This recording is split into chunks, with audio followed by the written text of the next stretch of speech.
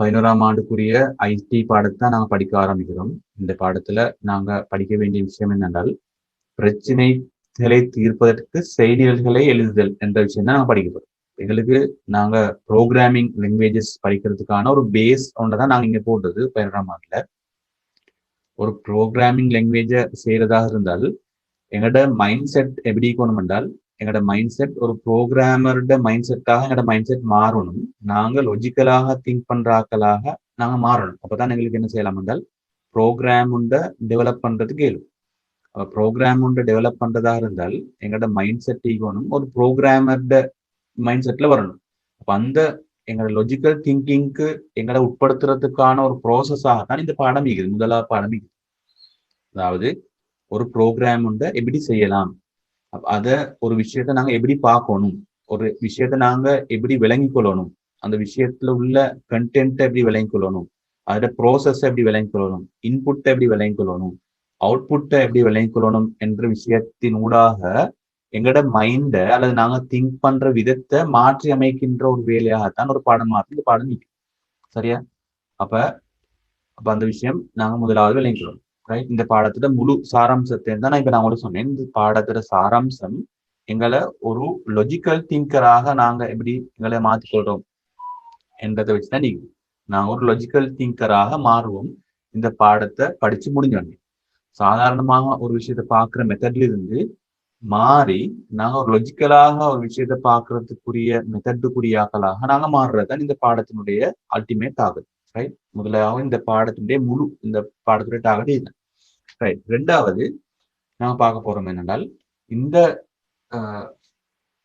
பாடத்தை படிச்சு கொண்டு போகக்குள்ள எங்களுக்கு விளங்கணும், நாங்க சாதாரணமான ஒரு பிரச்சனை ஒன்றுக்கு தான் என்ன செய்ய போறோம் என்றால் ஒரு ப்ரோக்ராம் செய்ய போறோம். அதாவது நடைமுறை வாழ்வுல நாங்க பயன்படுத்தக்கூடிய நாங்க செய்யக்கூடிய வேலை அளிக்கிறோம் தானே. இந்த வேலைகளை செய்யக்குள்ள என்ன நடக்கும் என்றால் எங்களுக்கு பிரச்சனைகள் வரும். அந்த பிரச்சனைகளை தீர்த்து கொள்வதற்காக வேண்டித்தான் என்ன செய்யறோம், நாங்க ஒரு ப்ரோக்ராம் செய்ய போறோம். உதாரணமாக நாங்க சில்லறை கடைக்கு போறோம். சில்லறை கடைக்கு போயிட்டு சாமான் எடுக்கிறோம். சரியா? சில்லறை கடைக்கு போயிட்டு நாங்க சாமான் எடுக்கிறோம். சாமான் எடுக்கொள்ள என்ன நடக்குதுன்னா, நிறைய பேர் ஒரே டைம்ல வந்தால் எங்களுக்கு நாங்க சாமான் எடுக்கிறதுக்குரிய அவகாசம் அல்லது நேரம் கூடுதலாக போகும். நேரம் என்ன செய்யும்? கூடுதலாக போகும். அப்ப சாமான் எடுக்கிறதுக்குரிய சிஸ்டமும் டெவலப் பண்ணணும், அதே நேரம் பில் போடுறதுக்குரிய சிஸ்டமும் டெவலப் பண்ணணும். இலங்கையை பொறுத்தளவுல சாமான் எடுக்கிறதுக்குரிய சிஸ்டம் நாங்களே பேத்து ஒன்னொண்டா சாமான் எடுத்துக்கொள்றதுக்குரிய சிஸ்டம் டெவலப் ஆகிருக்கு. உதாரணமாக இப்ப ஃபுட் சிட்டியா இருக்கலாம், கீழ்ஸாக இருக்கலாம், இங்க எல்லாம் பேத்து சாமானை நாங்க ஒவ்வொன்றாக பேத்து எடுத்துட்டு வருவோம். பில்லிங் இடத்துல வந்தால் இலங்கையை பொறுத்தளவுல பில்லிங்ல என்ன செஞ்சுக்கிறேன்டால், பில்லிங்ல எங்களுக்குரிய சாமானை எடுத்துக்கொள்றதுக்கு அதாவது பில் போட்டு தரத்துக்குரிய சிஸ்டத்தை டெவலப் பண்ணி வச்சுக்கிறாங்க. அதாவது நிறைய பேர் ஒரே டைம் வந்தா சாமனை பார்த்து நிறைய பார்த்து வச்சுக்கொள்றதுக்கு பதிலாக இவங்க அந்த பார்கோட் சிஸ்டத்தை பயன்படுத்தி டக் டக் வந்து அவசர அவசரமா பில் பண்ணி கேஷ் பண்ணி எடுத்துக்கொண்டு போறதுக்கான சிஸ்டத்தை டெவலப் பண்ணிக்கிறாங்க. அப்போ ஒரு பிரச்சனையை அவங்க ஐடென்டிஃபை பண்ணி அதுக்குரிய தீர்வாகத்தான் நாங்கள் செஞ்சுக்கிறோம் ப்ரோக்ராமிங் அல்லது இந்த செய்நிரலை பயன்படுத்திக்கிறாங்க, ப்ரோக்ராமிங்கை பயன்படுத்திக்கிறாங்க. சரியா? அப்ப இன்னும் ஒரு இடம் ஒண்டிக்குது இலங்கையில இன்னும் டெவலப் பண்றதுக்கு. எங்களுக்கு ஒரு சாமான் தேவையாக இருந்தால், உதாரணமாக நாங்க சாமான் நாங்க கீல்ஸ் ஒரு ஆப் கொண்டு நாங்க எங்கட போன்ல நாங்க போட்டுக்கொண்டு போவோம். கீல்ஸ்ல போய்த்தால் அந்த ஆப்ல சாமான் எல்லாம் மீக்கும், கீல்ஸ் உள்ள சாமான் எல்லாம் நான் டிக் பண்ண எங்கட ஒரு ஒரு எங்களுக்கு அந்த ஒரு கார்ட் ஒன்று ஒட்டோவாக கிரியேட் ஆகி அல்லது ஒரு கார்ட் ஒன்று போய்த்து அந்த கார்ட்டை எல்லா சாமானும் விழுந்தோடனே அந்த சாமான் அப்படியே பில் கவுண்டருக்கு வரும். இப்போ நாங்க பில் கவுண்டர்ல போயிட்டு சாமானை கேஷ் பண்ணோடனே எங்களுக்கு சாமான் கையில் எடுத்து வரலாம். எல்லாம் அப்படிதான் நீக்குது சாமான் எல்லாம். அந்த அளவு டெவலப் ஆகலைன்னா அப்படி டெவலப் ஆகுறதுக்கும் என்ன தேவை? நாங்க ஒரு சாஃப்ட்வேர் டெவலப் பண்ணணும், அந்த சாஃப்ட்வேரை அட்டாச் பண்ணணும், அந்த சாமான் வச்சுக்கிற இடத்தோட நான் இங்க பட்டனை கிளிக் பண்ணக்குள்ள அந்த சாமான் எங்கட காட்டுக்கு விழணும். இந்த சிஸ்டத்தை செய்யறதுக்கு ஏழும் எதால என்றால் ப்ரோக்ராமிங்கால செய்யலாம். இந்த சிஸ்டம் வெளிநாடுகள்ல இருக்குது நான் சொல்ற சிஸ்டம். அப்ப நடைமுறை வாழ்க்கையில நடக்கிற ஒரு பிரச்சனைய பேஸ் பண்ணித்தான் என்ன நடக்குது? ப்ரோக்ராமிங் டெவலப் ஆகுது. ப்ரோக்ராமிங் என்ன செய்யுது? டெவலப் ஆகுது என்ற விஷயத்தை நாங்க முதலாவது விலை கொண்டிருக்கிறோம். பிரச்சனை உண்டு இப்ப எங்களுக்கு தெரியும் ஒரு நடைமுறை வாழ்க்கையில் ஒரு பிரச்சனை தானே நாங்க ஒரு ப்ரோக்ராமிங்க கொண்டு வர போறோம். அப்ப பிரச்சனைய ஒன்று எபிடிக்கும், ஒரு பிரச்சனையை ஒன்று எபிடிக்கும், அந்த பிரச்சனையை எப்படி எங்களுக்கு பிரிச்செடுக்கணும், ஒவ்வொரு துண்டு துண்டா எப்படி பிரிச்செடுக்கணும் ஒரு பிரச்சனையை வந்து என்றதான் நாங்க இப்ப பார்க்க போறோம். சரியா? பிரச்சனை ஒன்று ஈக்கிறதாக இருந்தா அந்த பிரச்சனைக்கு ஒரு தீர்வு ஒன்று வேணும் தானே. ரைட். அதுக்கு நாங்க பிரச்சனை கொண்டிக்கும், அந்த பிரச்சனையை நாங்க எப்படி மூணாக பிரிச்செடுக்க போறோம் என்றதான் பார்க்க போறோம். முதலாவது எங்களுக்கு ஒரு பிரச்சனைய ஈக்கிறதாக இருந்தால் நாங்க அதுக்கு சொல்லுவோம் ஒன்று, உதாரணமாக சொல்லுங்களேன், ஒரு உதாரணம் இந்த புக்ல போட்டுச்சு. ஒன்று, ஒரு கடிதம் ஒன்று தயாரிக்கணும். நாங்க போஸ்ட்ல போடுறதுக்கு ஒரு கடிதம் ஒன்றை நாங்க என்ன செய்யணும், தயாரிக்கணும். இதுதான் பிரச்சனை. சரியா? கடிதம் ஒன்று தயாரிக்கிறது என்பதுதான் பிரச்சனை. இதுல அவுட்புட் என்ன? இதுல அவுட்புட் என்னென்றால், இது அவுட்புட் இதுல நான் மூணா பிரிக்கலாம், இந்த பிரச்சனையை மூணா பிரிக்கலாம். ஒன்று, தயாரிக்கிறது, கடிதம் ஒன்று தயாரிக்கிற என்றது ஒரு பிரச்சனையை மூணா பிரிக்கலாம். முதலாவது இன்புட், ரெண்டாவது ப்ராசஸ், மூணாவது அவுட்புட். சரியா? இப்ப நான் அவுட்புட்டுக்கு வாரேன். இந்த பிரச்சனையோட தீர்வு என்னவா இருக்கும்? தீர்வு தான் அவுட்புட்டா இருக்கும். இந்த பிரச்சனையோட தீர்வு தான் என்னவா இருக்கும்? அவுட்புட்டா இருக்கும். அவுட்புட் என்ன? ஒரு கடிதம், தயாரிக்கப்பட்ட ஒரு கடிதம். சரியா? தயாரிக்கப்பட்ட ஒரு கடிதம் தான் அவுட்புட்டா இருக்கும். சரியா? ஓகே. அப்ப இதுல இன்புட் என்னவா இருக்கும்? இந்த பிரச்சனைய சால்வ் பண்றதுக்கு, தீர்க்கிறதுக்குரிய இன்புட் என்னவா இருக்கும்? இன்புட் என்னவா இருக்கும்? ஒரு பேனையாக இருக்கும், ஒரு தாளாக இருக்கும், ஒரு முத்திரையாக இருக்கும், ஒரு கடித கவராக இருக்கும். நாங்க உதாரணங்களை பார்க்கல உங்களுக்கு விளங்கும், பின்னுக்கு பார்க்கல விளங்கும். அப்ப எங்களுக்கு இன்புட் என்னான்னு நான் கண்டுபிடிச்சிட்டோம், அது அவுட்புட் என்னன்னு கண்டுபிடிச்சு. சரியா? அவுட்புட் என்ன? அந்த பிரச்சனைக்குரிய சொல்யூஷன். நாங்க ஒரு தயாரிக்கப்பட்ட ஒரு கடிதம் தான் ஒரு அவுட்புட். இன்புட் என்ன? அந்த அவுட்புட்டை கொண்டு வரதுக்குரிய என்னென்ன சாமனை நாங்க இன்புட் பண்றோம், என்னென்ன சாமனை அதுக்கு தேவை, அதெல்லாம் நாங்க சொல்லுவோம் இன்புட். சரியா? ரைட். இது ரெண்டுக்கும் இடையில ஒரு பகுதி ஒன்றிக்குது, அதுதான் நான் சொல்லுவோம் ப்ரோசஸ். இந்த ப்ரோசஸோட சம்பந்தப்பட்ட பகுதியை தான் நாங்க பின்னுக்கு பார்க்க போறோம். இந்த ப்ரோசஸ் தான் சரியா விளங்கிக்கொள்ளணும். இந்த ப்ரோசஸ் என்றது அல்லது முறை வழியாக்கம் என்றது இந்த அவுட்புட்டை கொண்டு வரதுக்குரிய பணிகள் என்ன, இது எப்படி எல்லாம் இந்த அவுட்புட்டை கொண்டு வரதுக்கு ஏலும் என்றதான் நாங்க சொல்லுவோம் ப்ரோசஸ் என்று சொல்லுவோம். அப்ப இன்புட் என்றால் என்னன்னு தெரியும், அவுட்புட் என்றால் என்னன்னு தெரியும், ப்ரோசஸ் என்றால் என்னன்னு தெரியும்.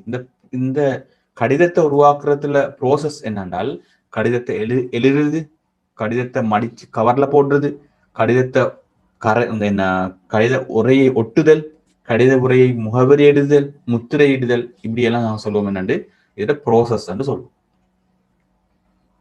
சரி. அப்ப எங்களுக்கு இன்புட் விளங்கிச்சு, அவுட்புட் விளங்கிச்சு, அத ப்ரோசஸ் விளங்கிச்சு. ப்ரோசஸ் என்றால் அந்த தீர்வை கொண்டு வரதுக்கு, அந்த கடிதத்தை முழுமையாக கொண்டு வரதுக்கு உரிய வழிமுறைகளை தான் நாங்க சொல்லுவோம் ப்ரோசஸ் சொல்லுவோம். இது முதலாவது உதாரணம். இப்ப நாங்க அடுத்த உதாரணம் பார்க்கல உங்களுக்கு இதை விட கூடுதலாக விளங்கும். நாங்க அடுத்த உதாரணத்துக்கு போறோம். ஒரு சுவையான தேநீர் ஒன்றை தயாரித்தல். சுவையான தேநீர் ஒன்றை தயாரித்தல். அப்ப சுவையான தேநீர் ஒன்றை தயாரித்தல் என்று தான் என்ன அட பிரச்சனை. எங்களுக்கு தேவை ஒரு டேஸ்டான டீ ஒன்றை குடிக்கணும். ரைட். இப்ப அவட அவுட்புட் என்னவா அவுட்புட் ஈக்கும்? அவுட்புட் வந்து சுவையான தேநீரா தான் ஈக்கும். தேநீர் கடைசாக தேநீர் ஊத்தினா தானே தேநீர் வரும். சுவையான ஒரு தேநீர் தான் என்ன அவுட்புட்டா இருக்கும். அப்ப அந்த தேநீர் ஒன்று கொண்டு வரதுக்கு, சுவையான ஒரு தேநீர் கொண்டு வரதுக்கு என்னென்ன இன்புட்டா இருக்கும்?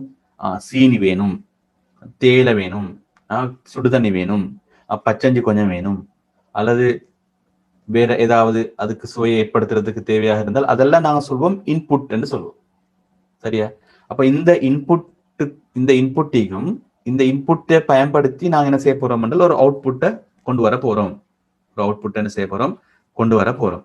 அப்ப அந்த இன்புட்டுக்கும் அவுட்புட்டுக்கும் இடையில் உள்ள விஷயங்களை தான் நாங்க சொல்லுவோம் என்னண்டு ப்ரோசஸ். உதாரணமாக தண்ணிய அந்த கப்ல அல்லது அந்த கெட்டில ஊத்துறது, கெட்டில ஆன் பண்றது, கெட்டில் சுடுதண்ணி என்ன பிறகு என்ன செய்யுது, சுடுதண்ணி ஆன பிறகு என்ன செய்யறது, அத நாங்க இந்த ஊத்துறது, சீனி போடுறது, தேயிலை போடுறது, மா போடுறது, அப்படின்ட்டு ஒரு ப்ரோசஸ் ஒன்றிக்கும்.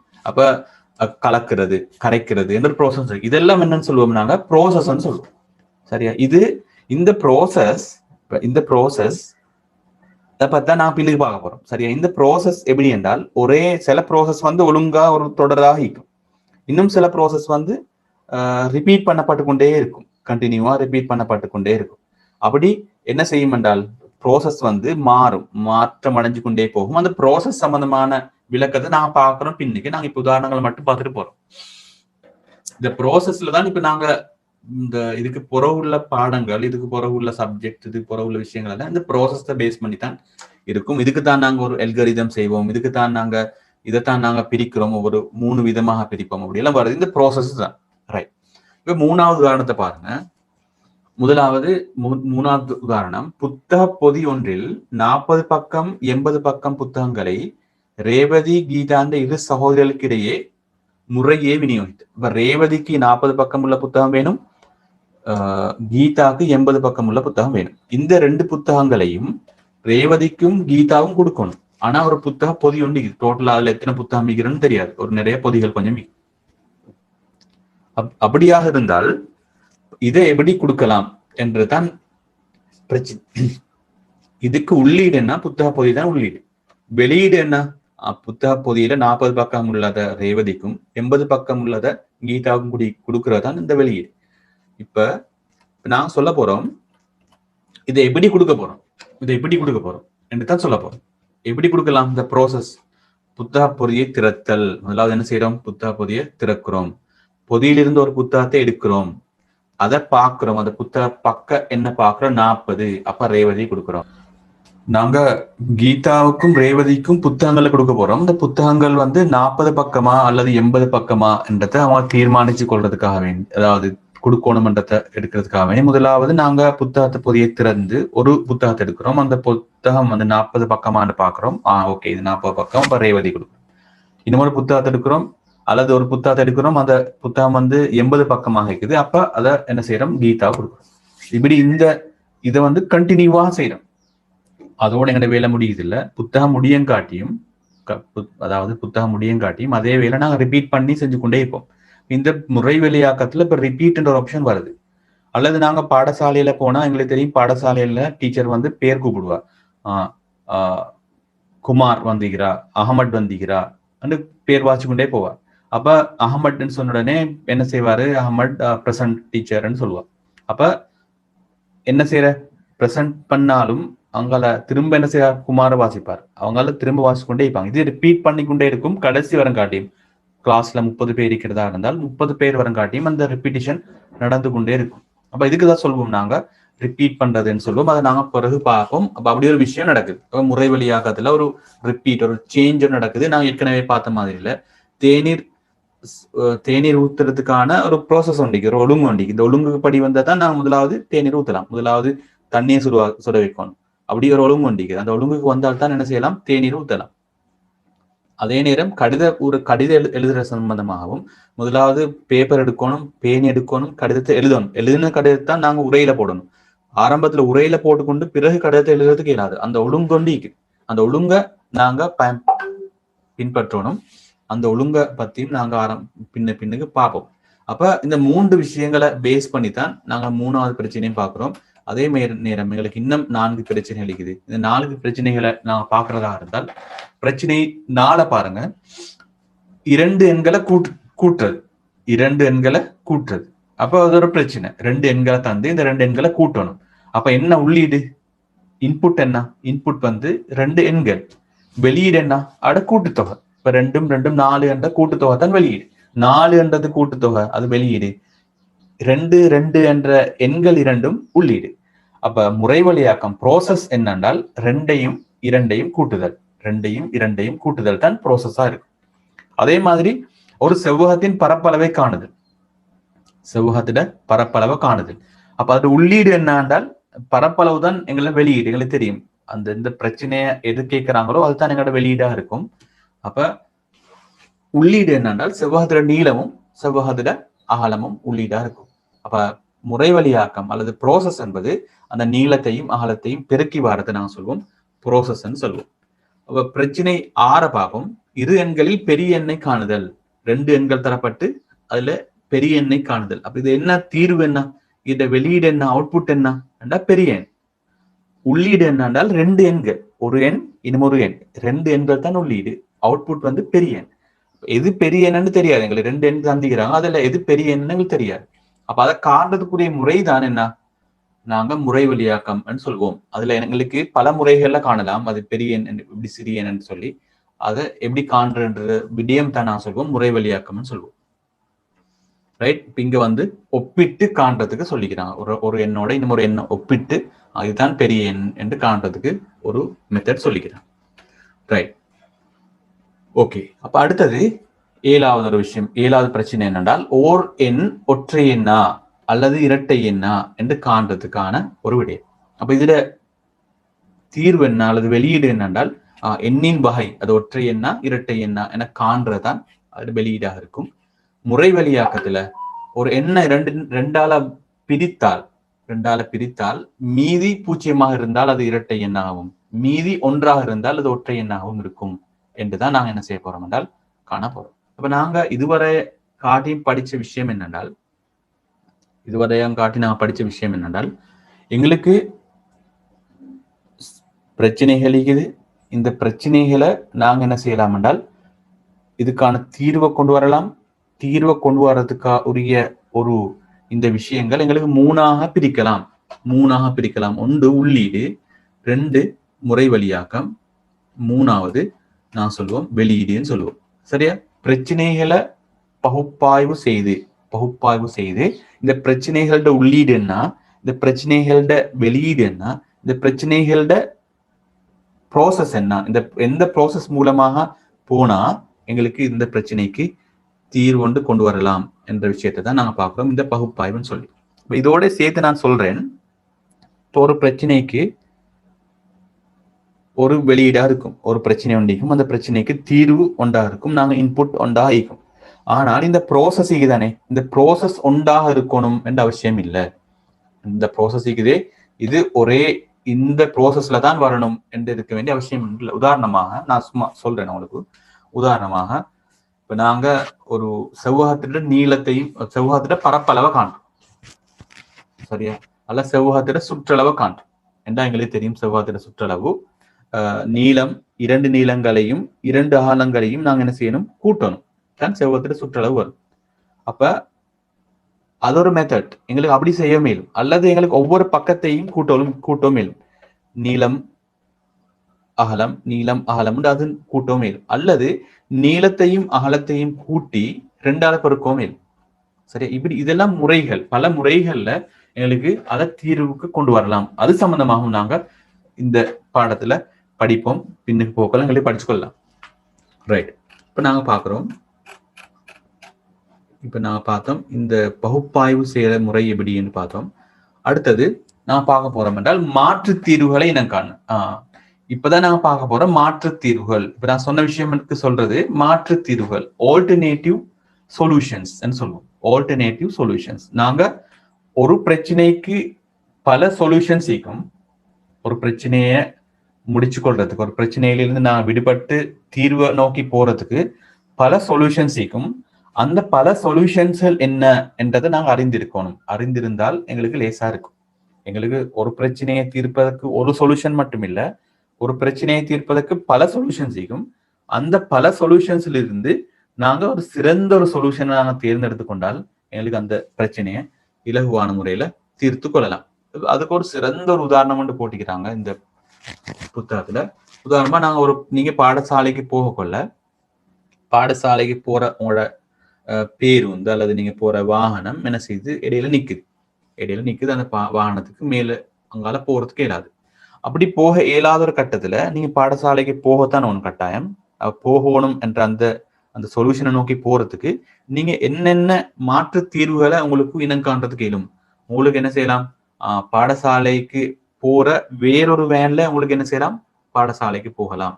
அல்லது உங்களோட கையில பணம் இருக்கிறதா இருந்தால் நீங்க ஒரு பஸ்ல ஏறி பாடசாலைக்கு போகலாம். அல்லது நீங்க பாடசாலைக்கு போற தூரம் கிட்டவாக இருந்தால் நீங்க பாடசாலைக்கு நடந்தே பேத்து அந்த இடத்துல சேரலாம்.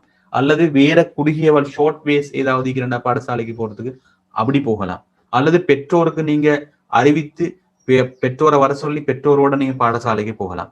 அல்லது வேற உங்களோட ஃப்ரெண்டு உங்களோட பேசி இந்த ஃப்ரெண்டு பெற்றோரோட உங்களுக்கு பாடசாலை இப்படி பல வழிகள் இருக்கு. அப்ப இப்படி இந்த வழிகள் எல்லாம் நான் சொல்லுவோம் என்னண்டு மாற்று தீர்வுகள்.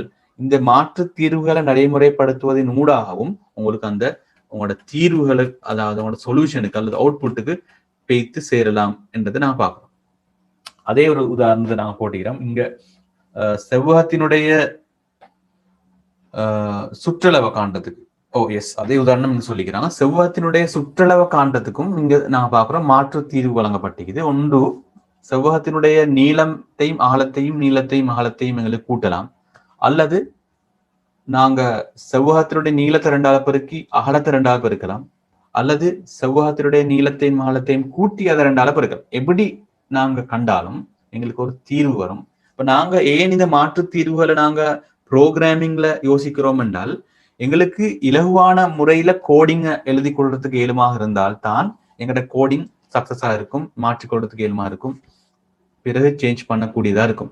எனவே அந்த விஷயத்தை பேஸ் பண்ணி தான் நாங்க சொல்லுவோம் என்னண்டு மாற்று தீர்வுகளை நோக்கி நாங்க போகணும். இதுக்கு மாற்று தீர்வுகள் என்னென்னன்றதை நாங்க பார்த்துக்கொள்ளணும். அப்ப அந்த தீர்வுகளை பேஸ் பண்ணி எங்களுக்கு ப்ரோக்ராமிங் எங்களோட செய்நிரல்களை எழுதலாம். ரைட். இதுல இன்னும் ஒரு உதாரணம் போட்டிக்கிறாங்க. ஒன்று, ஒரு பிள்ளை 35 மார்க்ஸ் எடுக்கணும். ஒரு பிள்ளை 35 மார்க்ஸ் எடுக்கணும். அந்த 35 மார்க்ஸ் எடுத்தால் அந்த புள்ள என்ன பாஸ் என்று இருந்தால் அதை நாங்க எப்படி 2 தீர்வு கொண்டு வரலாம். முதலாவது தீர்வு, 2வது தீர்வு என்று 2 தீர்வு மாற்று தீர்வு கொண்டு வரலாம். எப்படி கொண்டு வரலாம் என்றால், முதலாவது தீர்வு என்னென்றால் புள்ள 35க்கு குறைவாக எடுத்தால் அவர் ஃபெயில். 35 குறைவா எடுத்தா என்ன, அவர் ஃபெயில். அப்படி இல்லாட்டி பாஸ். அல்லது எங்களுக்கு கொண்டு வரலாம் 35க்கு மேலதிகமா எடுத்தால் அல்லது 35ஐ விட அதிகமா எடுத்தால் பாஸ் என்றும், அப்படி இல்லாட்டி ஃபெயில் என்று கொண்டு வரலாம். இது 2 தீர்வு. இது உங்களுக்கு இப்படி சொல்ல கொள்ள சில டைம்ல விளங்காது. நாங்க இதை கோடிங்ல போட்டு பார்க்க கொள்ள எங்களுக்கு விளங்கும். ஜஸ்ட் சிம்பிளான விஷயம். ரைட். மிச்சம் சிம்பிளான விஷயம். இப்ப நான் மாற்று தீர்வுகள் என்ற விஷயத்தை நாங்க பார்க்கிறோம். இன்னும் ஒரு உதாரணத்தை தந்திக்கிறாங்க. அதே நான் பார்த்துட்டே போவோம். முதலாவது, 2 எண்கள் தரப்பட்டு அதுல பெரிய எண்ணை காணணும். அப்ப நாங்க முதலாவது என்ன N1 என்றும், இரண்டாவது என்ன N2 என்றும் நாங்க ஒரு 2 வேரியபிளா நாங்க எடுத்துக்கொள்றோம். சரியா?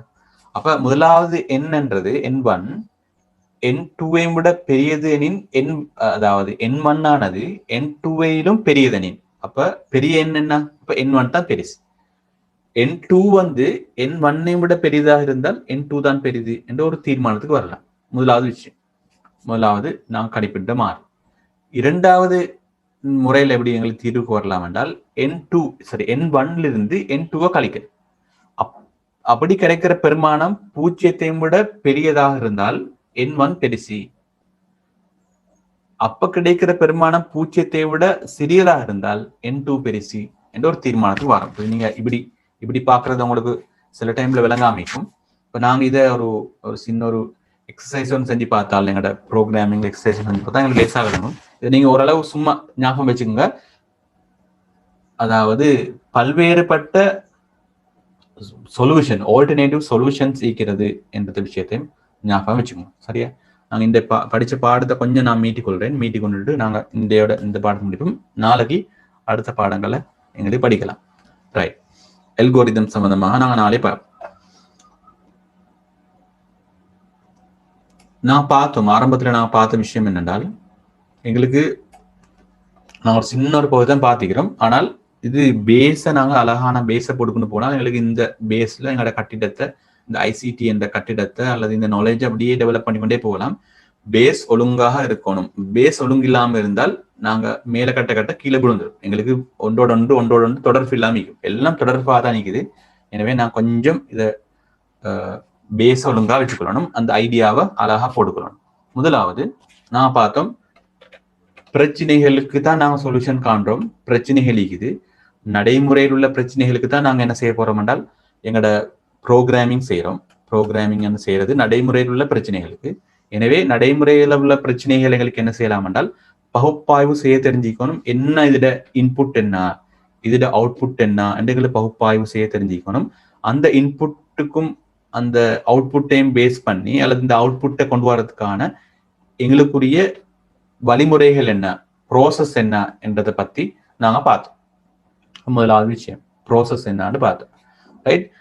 அப்ப அந்த அவுட்புட்டை கொண்டு வரதான் எங்களோட டார்கெட். அந்த அவுட்புட்டை கொண்டு வரதுக்குரிய ப்ரோசஸ் பார்த்தோம். இந்த ப்ரோசஸ் சில டைம்ல எப்படி இருக்கும் என்றால் தொடர்ந்தேர்ச்சியான ப்ரோசஸாக இருக்கும். ஒன்று முடிய அடுத்தது செய்யணும், அடுத்த முடிய இன்னொன்று செய்யணும், அடுத்த முடிய இன்னொன்று செய்யணும் என்ற தொடர்ந்தேர்ச்சியான ப்ரோசஸாக இருக்கும். அல்லது அந்த ப்ரோசஸ் ரிப்பீட் பண்ணப்படுறதாக இருக்கும், தெரிவு செய்யப்படுறதாக இருக்கும். சரியா? ஒன்று தெரிவு செய்யலாம் அல்லது ரிப்பீட் பண்றதா இருக்கும். ஏதோ ஒரு ஒழுங்குல அந்த ப்ரோசஸ் கொண்டு இருக்கும், ரைட்? அப்ப அந்த ப்ரோசஸை பேஸ் பண்ணி தான் நாங்க என்ன செஞ்சோம், ஒரு ரிசல்ட்ஸை கொண்டு வந்தோம் என்ற விஷயத்த நாங்க ஆரம்பத்துல படிச்சோம் இந்த பகுப்பாய்வு செய்யற சம்பந்தமா. ரெண்டாவது நாங்க பார்த்த விஷயம் என்னென்றால், நாங்க ஒரு தீர்வை கொண்டு வரதாக இருந்தால் அந்த தீர்வை அடைஞ்சு கொள்றதுக்கு நாங்க ஒரு ப்ரோசஸ் பயன்படுத்தினோம் தானே. இந்த ப்ரோசஸ் கொண்டு வரதுக்கு ஒரே முறையில் இல்லாம பல ப்ரோசஸ் மூலம் எங்களுக்கு என்ன செய்யலாம், அந்த தீர்வை அடைஞ்சு கொள்ளலாம் என்று பார்த்தோம். அதுக்கு நான் சொல்லுவோம் ஆல்டர்னேட்டிவ் சொல்யூஷன்ஸ் சொல்லுவோம். ஆல்டர்னேட்டிவ் ப்ரோசஸ் சொன்னாலும் எங்களுக்கு பிரச்சனை ஒன்று இல்லை. ஆனா இந்த புத்தகத்துல அவங்க தந்திக்கிறாங்க ஆல்டர்னேட்டிவ் சொல்யூஷன்ஸ். ரைட், நாங்க ஆல்டர்னேட்டிவ் ப்ரோசஸ் நான் அந்த வார்த்தையை பயன்படுத்தல என்றால் நீங்க குழம்புவீங்கன்றதுனால இந்த ஆல்டர்னேட்டிவ் சொல்யூஷன்ஸ் அடைஞ்சு கொள்றதுக்காக வேண்டி, அந்த சொல்யூஷன் அடைஞ்சு கொள்றதுக்காக வேண்டி ஆல்டர்னேட்டிவ் ப்ரோசஸை நாங்க என்ன செய்யறோம், பயன்படுத்தும். எங்களுக்கு அதே ஒரே வேலையை ஒரே அடைவு அடைஞ்சு கொள்றதுக்காக வேண்டி எங்களுக்கு ப்ரோசஸை மாத்தலாம். வேறொரு இந்த வழியிலையும் போகலாம், இன்னொரு வழியிலையும் போகலாம், வேற வழியிலையும் போகலாம். எந்த வழியில போனாலும் எங்களோட சொல்யூஷனை நாங்க அடைஞ்சு கொள்வோம். அப்ப இந்த பல்வேறுபட்ட இந்த ப்ரோசஸ்ல இருந்து ஒரு சிறந்த ப்ரோசஸ், ஒரு சிறந்த வழிமுறையை நாங்க தெரிவு செய்யறோம் எங்களோட சொல்யூஷனை அடைஞ்சு கொள்றதுக்காக வேண்டும். சரியா? அப்ப ஏன் அப்படி நாங்க தெரிவு செய்யறோம் என்றால், நாங்க ப்ரோக்ராமிங் எழுத போனோம், டைப் பண்ண போனோம், எங்களோட ப்ரோக்ராமிங் டெவலப் பண்ண போனோம் என்றால் எங்களுக்கு மிக இலகுவாக எங்களுக்கு செய்யக்கூடியதை நான் தெரிவு செஞ்சு கொள்ளும். உதாரணமாக எனக்கு இன்ட்ரெஸ்ட், எனக்கு ஏலும் இந்த முறையில போனா எனக்கு லேசா அதை முடிக்கலாம் என்ற எனக்கு ஐடியா வரும். அந்த முறையில நான் செய்வேன். வேறொருத்தர் செய்வாரு அதே பிரச்சனைக்கான தீர்வை வேறொரு முறையில செய்வார். அப்ப பல்வேறுபட்ட முறைகள்ல அந்த ப்ரோசஸ்கள்ல அந்த சொல்யூஷனை அடைஞ்சு கொள்றதுக்காக வேண்டி எங்களுக்கு அந்த ப்ரோசஸ்ல பயன்படுத்தி கொள்ளலாம் என்ற விஷயத்த நாங்க இன்றைக்கு பார்த்துக்கிறோம். உங்களுக்கு இந்த விளக்கமாக இருக்கும்னு நினைக்கிறேன். அடுத்த பகுதியை நாங்க அடுத்த பகுதியில் பார்ப்போம். நாங்க கடைசி பாடத்துல பார்த்தோம் என்னென்றால், ஒரு பிரச்சனை ஒன்று இருக்கிறதாக இருந்தால் அந்த பிரச்சனையை எங்களுக்கு என்ன செய்யலாம் என்றால் மூணாக பிரிக்கலாம். அந்த பிரச்சனையை சொல்யூஷனை கொண்டு வரதுக்காக வேண்டி அந்த பிரச்சனையை மூணாக பிரிக்கலாம். ஒன்று நான் சொல்வோம் இன்புட்னு சொல்வோம், இன்னொன்று சொல்வோம் ப்ராசஸ், மூன்றாவது சொல்வோம் அவுட்புட்னு சொல்வோம். Input, process, output. அந்த அவுட்புட்டு தான் எங்களோட பிரச்சனையோட சொல்யூஷனாக இருக்கும். அவுட்புட் தான் எங்களோட பிரச்சனையோட சொல்யூஷனாக இருக்கும்.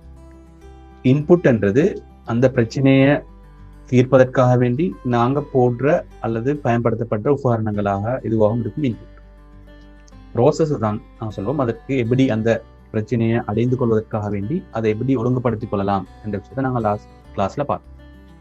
அப்ப அதுக்கு ஒரு உதாரணம் பார்த்தோம், தேநீர் கலக்கிறது அல்லது புதிய ஒரு டேஸ்டான ஒரு தேநீர் செய்யறதாக இருந்தால் என்ன இன்புட் வரும், என்ன ப்ரோசஸ் வரும், என்ன அவுட்புட் வரும் என்ற விஷயத்த பார்த்தோம். அப்ப எங்களுக்கு தெளிவாக தெரிஞ்சிச்சு 3 விடயங்கள்ல உள்ளடக்கித்தான் எல்லாம் அமைஞ்சிருக்குது, இன்புட்டும் ப்ரோசஸும் அவுட்புட்டும். இந்த இன்புட் என்னன்றது எங்களுக்கு இலகுவாக கண்டுபிடிக்கிறதுக்கு வேணும், அவுட்புட் என்ன வரும்ன்றது சொல்றதுக்கு வேணும் எங்களுக்கு. என்றால் என்னோட கொஸ்டினோட சம்மந்தப்படுத்தி சொல்லலாம். இந்த ப்ராசஸ் என்றதை வச்சுதான் நாங்க பாதுகளோடு இதை எப்படி செய்ய போறோம் என்ற விஷயம் தான் ப்ராசஸ்ல வரப்போகுது. அப்ப இந்த பேசிக் ஐடியாவோட நாங்க இன்றைய பாடத்தை தொடர்வோம். இந்த ப்ராசஸ் என்றது எப்படி வரப்போகுது, எப்படி நாங்க செய்ய போறோம் என்றதை வச்சு இன்னமொன்று எங்களுக்கு பிரியுது என்னென்றால், எங்களுக்கு ஆல்டர்னேட்டிவ் ஆப்ஷன்ஸ், ஆல்டர்னேட்டிவ் சொல்யூஷன்ஸ் என்ற ஒரு விஷயம் வருது. அதாவது குறிப்பிட்ட ஒரு தீர்வு அடைகிறதுக்காக வேண்டி, அவுட்புட் அடைகிறதுக்காக வேண்டி எங்களுக்கு என்ன செய்யலாம் என்றால் ஆல்டர்னேட்டிவ் சொல்யூஷன்ஸ் அல்லது ஆல்டர்னேட்டிவ் ப்ரோசஸ் எங்களுக்கு காணப்படும். நாங்க பாடசாலையை அடையணும், பாடசாலை அடைகிறதுக்காக வேண்டி எங்களுக்கு என்ன செய்யலாம் என்றால் பஸ்ல போகலாம், கார்ல போகலாம், பைஸ்கில்ல போகலாம். அப்படி என்று எங்களுக்கு ஒவ்வொரு முறையிலையும் என்ன செய்யலாம் என்றால் எங்களுக்கு இதை அடைஞ்சு கொள்றதுக்கு இயலும். அப்ப எங்களுக்கு அந்த ப்ரோசஸ்ல பல்வேறுபட்ட ஆல்டர்னேட்டிவ்ஸ் காணப்படுகிறது என்றதை பார்க்கிறோம். இந்த ப்ரோசஸை பேஸ் பண்ணி தான் நாங்கள் சொல்லுவோம் எல்கரிதம். இப்போ நாங்கள் ஒரு பிரச்சனையை தீர்க்கிறதுக்காக வேண்டி எல்கரிதம் ஒன்று செய்யணும் என்று பேசிக்கொள்வோம். சரியா, எல்கரிதம் ஒன்று செய்யணும்னு பேசிக்கொள்வோம். நாங்கள் இந்த இதில் பார்த்துக்கொள்றதுக்கு இயலும். எல்கரிதம் என்றால் என்ன என்று பார்ப்போம். முதலாவது எல்கரிதம் என்றால் என்ன? சரியா, இப்ப எல்கரிதம் என்றது ஒரு பிரச்சனையை தீர்ப்பதற்கான ஒரு ஒழுங்கை உருவாக்குறது, ஒரு நெறிமுறையை உருவாக்குறது. ஒரு பிரச்சனையை தீர்க்கிறதுக்காக நாங்க ஆல்டர்னேட்டிவ் சொல்யூஷன் ஈக்கிறண்டு கண்டுபிடிச்சோம். அந்த ஆல்டர்னேட்டிவ் சொல்யூஷன்ல இருந்து ஒன்றை நாங்க தெரிவு செஞ்சுக்கிறோம். சரியா, ஒன்றை நாங்க சரியான ஒரு சொல்யூஷன் தெரிவு செஞ்சுக்கிறோம். அந்த தெரிவு செஞ்ச ஒரு முறையை, ஒரு ப்ரோசஸ ஒரு ஒழுங்கு முறைப்படி நாங்க கொண்டு வரதுக்கு எழுதி கொள்றதுதான் நாங்க சொல்லுவோம் என்னண்டு எல்கரிதம்னு சொல்லுவோம். சரியா, எங்களோட லைஃப் டைம் உதாரணங்கள் இருந்தும் எங்களுக்கு என்ன செய்யலாம், இதை பார்த்து கொள்றதுக்கு ஏதும். உதாரணமாக நான் ஒரு ஃப்ரெண்டை வீட்டுக்கு போறேன். ஃப்ரெண்டை வீட்டுக்கு போனோடனே எனக்கு பசி வருது. நான் அவர்கிட்ட சொல்றேன் எனக்கு பசியாக இருக்குதுன்னு. அப்ப அவர் என்ன செய்யறாரு, அவர் மார்க்கெட்டுக்கு போயிட்டு சாமான் வாங்கிட்டு வந்து மார்க்கெட்டுக்கு நடந்து போறாரு. சாமான் வாங்கிட்டு வீட்டுக்கு வராரு. வந்து சமைச்சேனா தராரு. மூணு விஷயம் நடந்துக்குது. இது ஒரு ஒழுங்குக்கு அவர் நடந்துக்குது. முதல்ல மார்க்கெட்டை போனாரு நடந்து, ரெண்டாவது சாமான் வாங்கினாரு, வீட்டுக்கு கொண்டு வந்தாரு, சமைச்சு எனக்கு தந்தாரு. சரியா, இந்த ஒழுங்குக்கு நான் சொல்லுவோம் என்னண்டு எல்கரிதம்னு சொல்லுவோம். எல்கரிதம்னு சொல்லுவோம். ரைட். அப்ப அதே மாதிரி இன்னொரு ஃப்ரெண்ட் ஒன்று வீட்டுக்கு போறேன். அங்க வீட்டுல போய்த்து அவர் எனக்கு சமைச்சு தாடுறதுக்கு யோசிக்கிறாரு. அப்படியாக இருந்தால் அவர் என்ன செய்யறாரு, பைக்ல போறாரு, மார்க்கெட்டுக்கு சாமான் வாங்குறாரு, எனக்கு சமைச்சு தாரு, வீட்டுக்கு வராரு, சமைச்சு தாரு. இந்த ஒழுங்க ஞாபகம் வச்சுக்கோங்க. இதுல ஆரம்பத்தில் இருந்த எல்கரிதம் நடந்து போறது, ரெண்டாவது அல்கரிதம் வந்து பைக்ல போறது. இப்போ நடந்து போறதுக்கு 1 hour போறதாக இருந்தால், பைக்ல போயிட்டு வர்றதுக்கு இந்த வேலை செஞ்சு தரதுக்கு 1/2 hour தான் போறதுன்னு சொன்னா நாங்க எந்த அல்கரிதத்தை செலக்ட் பண்ணுவோம்? நாங்க பைக்ல போயிட்டு சாமான் வாங்கிட்டு வந்து எங்களுக்கு சமைச்சு தரது என்ற அந்த எல்கரிதத்தை தான் என்ன செய்வோம், நாங்க செலக்ட் பண்ணுவோம். அப்ப இது எல்கரிதம். எங்களோட நடைமுறை வாழ்க்கையில நாங்க என்ன செய்யறோம், எல்கரிதம் எல்லாம் பயன்படுத்துறோம். உதாரணமாக நான் கூகுள் மேப்பை பயன்படுத்துறோம் தானே. எங்க சரி போறதாக இருந்தால் கூகுள் மேப்பை நாங்க போட்டுறோம். எங்களோட போன்ல நாங்க டவுன்லோட் பண்ணிக்கிறோம், அல்லது ஓட்டோவாக டவுன்லோட் இருக்கும் சாம்சங் போன்ல. அப்ப கூகுள் மேப்பை நாங்க என்ன செய்யறோம் என்றால் நாங்க அதை பயன்படுத்துறோம். இந்த கூகுள் மேப்ல நாங்க கொடுக்குறோம் எங்களோட நாங்க போயிட்டு சேர வேண்டிய டெஸ்டினேஷன் எங்க, எங்களோட லொகேஷன் எங்கன்னு கொடுக்குறோம். அது ரெண்டையும் கொடுக்கறதுன்றது ஒரு எல்கரிதம். முதலாவது நாங்க கூகுள் மேப்பை ஆன் பண்ணி அந்த ரெண்டு கொடுக்கறது சர்ச்சிங் எல்கரிதம்னு சொல்லுவோம். அதுக்கு கொடுத்த உடனே கூகுள் மேப் என்ன செய்யும் என்றால் ஒரு ஷார்ட் லிஸ்ட் பண்ணும். எந்த ரூட் எல்லாம் மீக்குதோ அந்த ரூட் எல்லாம் ஐடென்டிஃபை பண்ணி ஷார்ட் லிஸ்ட் பண்ணி எங்களுக்கு தரும். இந்த 3 லிஸ்ட் வந்து தரப்பட்டிக்குது, இந்த 3 ரோட்லயும் அந்த டெஸ்டினேஷனை அடையிறதுக்கு இயலும் என்று தரும். அதுலேயும் மிகவும் வேகமாக போகக்கூடிய ரூட் என்ன செய்யும் என்றால் அது ப்ளூ கலர்லையும், அடுத்த 2 ரூட்டையும் ஒரு லைட் கலர்லையும் தரும். இதுவும் ஒரு எல்கரிதம். சொல்லுங்கதா. அப்ப நாங்க எங்களோட டெக்னிக்கலாகவும் நாங்க பாக்குறோம், எங்களோட ரியல் லைஃப்லயும் பாக்குறோம் எல்கரிதம் என்றால் என்னன்னு பாக்குறோம். இன்னும் ஒன்று உதாரணத்தை பார்க்கலாம். எங்களுக்கு கூகுள்ல நாங்க சர்ச் என்ஜினை பயன்படுத்துறோம். சர்ச் என்ஜினை பயன்படுத்தி ஏதாவது நாங்க ஒரு கீவேர்ட் டைப் பண்றோம். கீவேர்டை நாங்க டைப் பண்ணினால், சரியா, கீவேர்ட் டைப் பண்ணினால் எங்களுக்கு உடனடியாக வித்தின் செகண்ட்ஸ் பல ஆயிரக்கணக்கான ரிசல்ட்ஸ் வந்து எங்களுக்கு கிடைக்கும். அப்ப இதுக்கு சர்ச் எல்கரிதம் ஒன்று பயன்படுத்தப்பட்டிருக்குது. அந்த சர்ச் எல்கரிதம் அதுக்கு பின்கால நாங்க டைப் பண்ண உடனே அதுக்கு பின்கால ஒர்க் பண்றதை எங்களுக்கு பாக்குறதுக்கு. அப்ப நாங்க எல்கரிதம் ஏன் பயன்படுத்துறோம் என்றால் நாங்க ஒரு விஷயத்தை செலக்ட் பண்ணி ஒரு விஷயத்தை இப்படித்தான் செய்யணும்னு தீர்மானிச்ச பிறகு அதை எந்த ஒழுங்குல செய்ய போறோம் என்றதை வச்சுதான் நாங்க எல்கரிதம்னு சொல்லுவோம். அதுக்கு எந்த ஒழுங்குல நாங்க அந்த வேலையை செய்ய போறோம் என்றதை எல்கரிதம்னு சொல்லுவோம். அப்ப எல்கரிதம் சம்பந்தமான ஒரு ஐடியா வந்து உங்களுக்கு வந்திக்கும்னு நினைக்கிறேன். அப்ப நான் திரும்ப உங்களுக்கு ரிப்பீட் பண்றேன். எல்கரிதம் என்றது ஒரு வேலையை, ஒரு பிரச்சனையை தீர்க்கிறதுக்கு பின்பற்றப்படுகின்ற படிமுறைகள், நெறிமுறைகளை தான் நான் சொல்லுவோம் எல்கரிதம் என்று.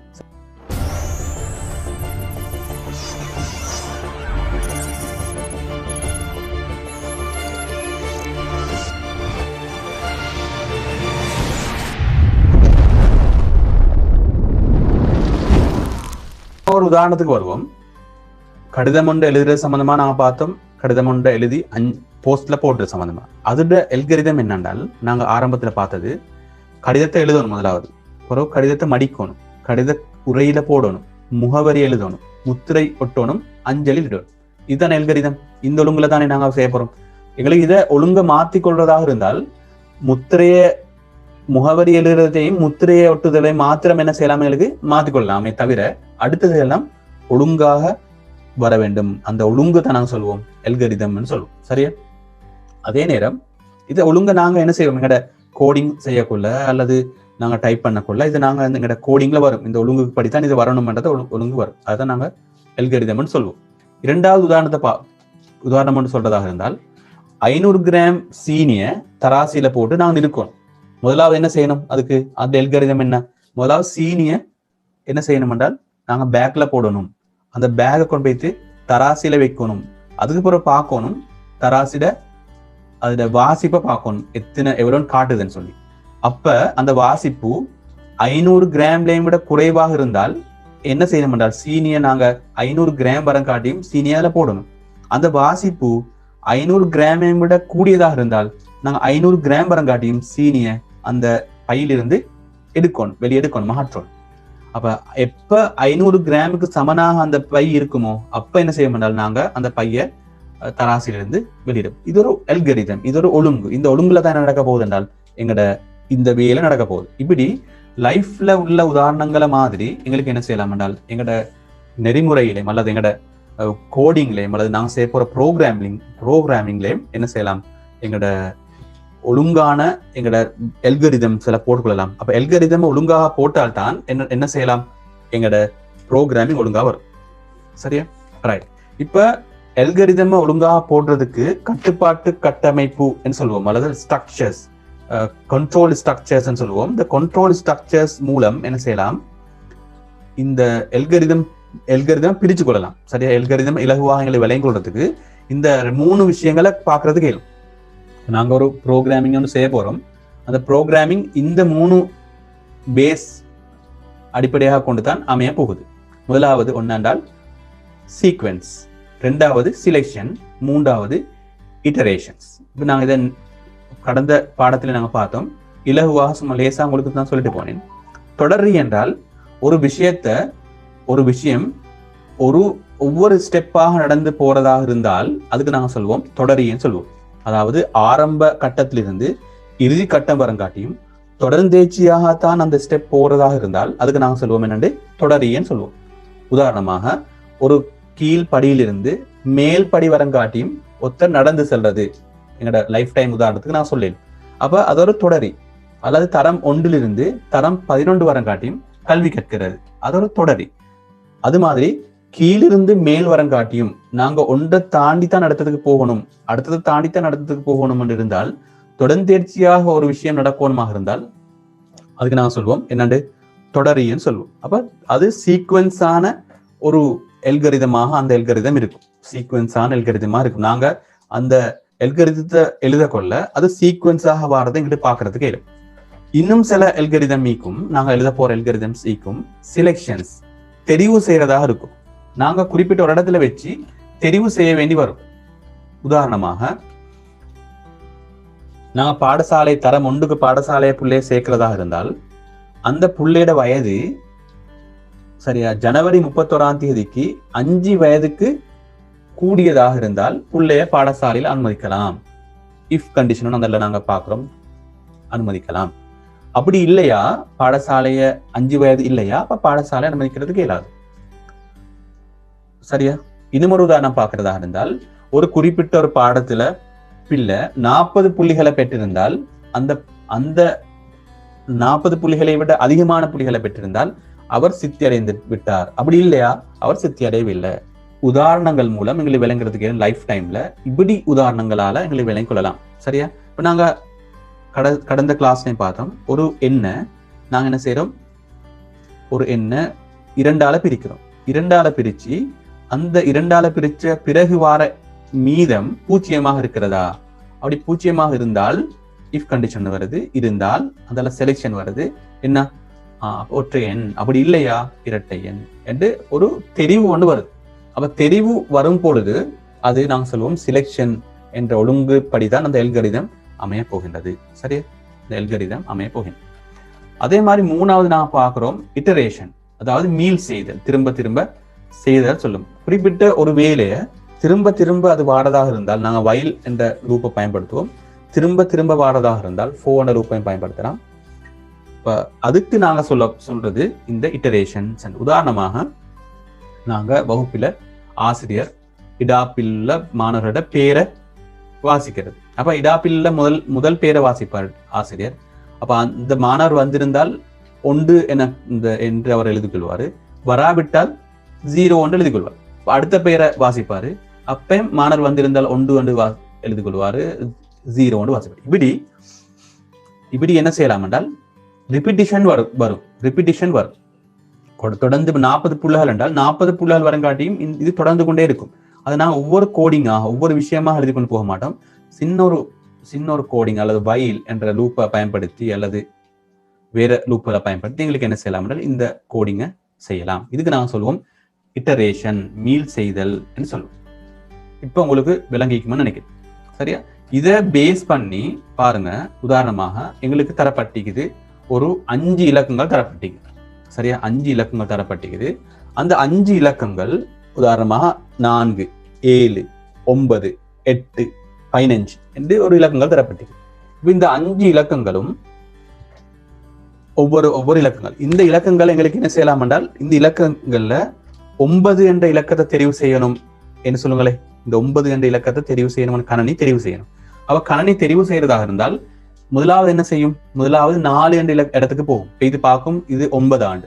அப்ப 4, 9 அல்ல, எனவே அதை தெரிவு செய்யாது. திரும்ப என்ன செய்யும்?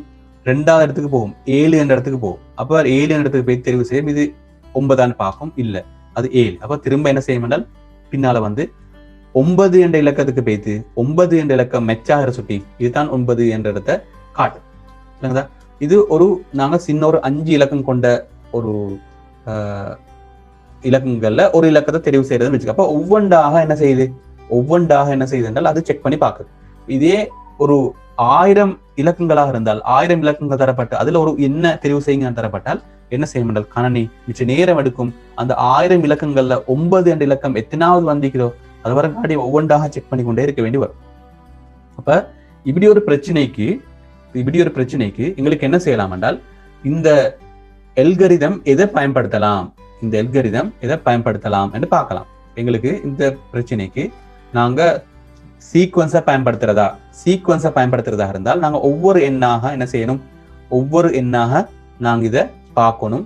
இது 9 இது 9 ஆண்டு 1000 இலக்கங்களையும் ஒவ்வொரு எண்ணாக நாங்க பார்க்கணும். அப்படி பார்த்து செய்யறதா இருந்தால் நாங்க சீக்வன்ஸ் முறையை பயன்படுத்துவோம். இதுல இந்த கோடிங் எழுதும்.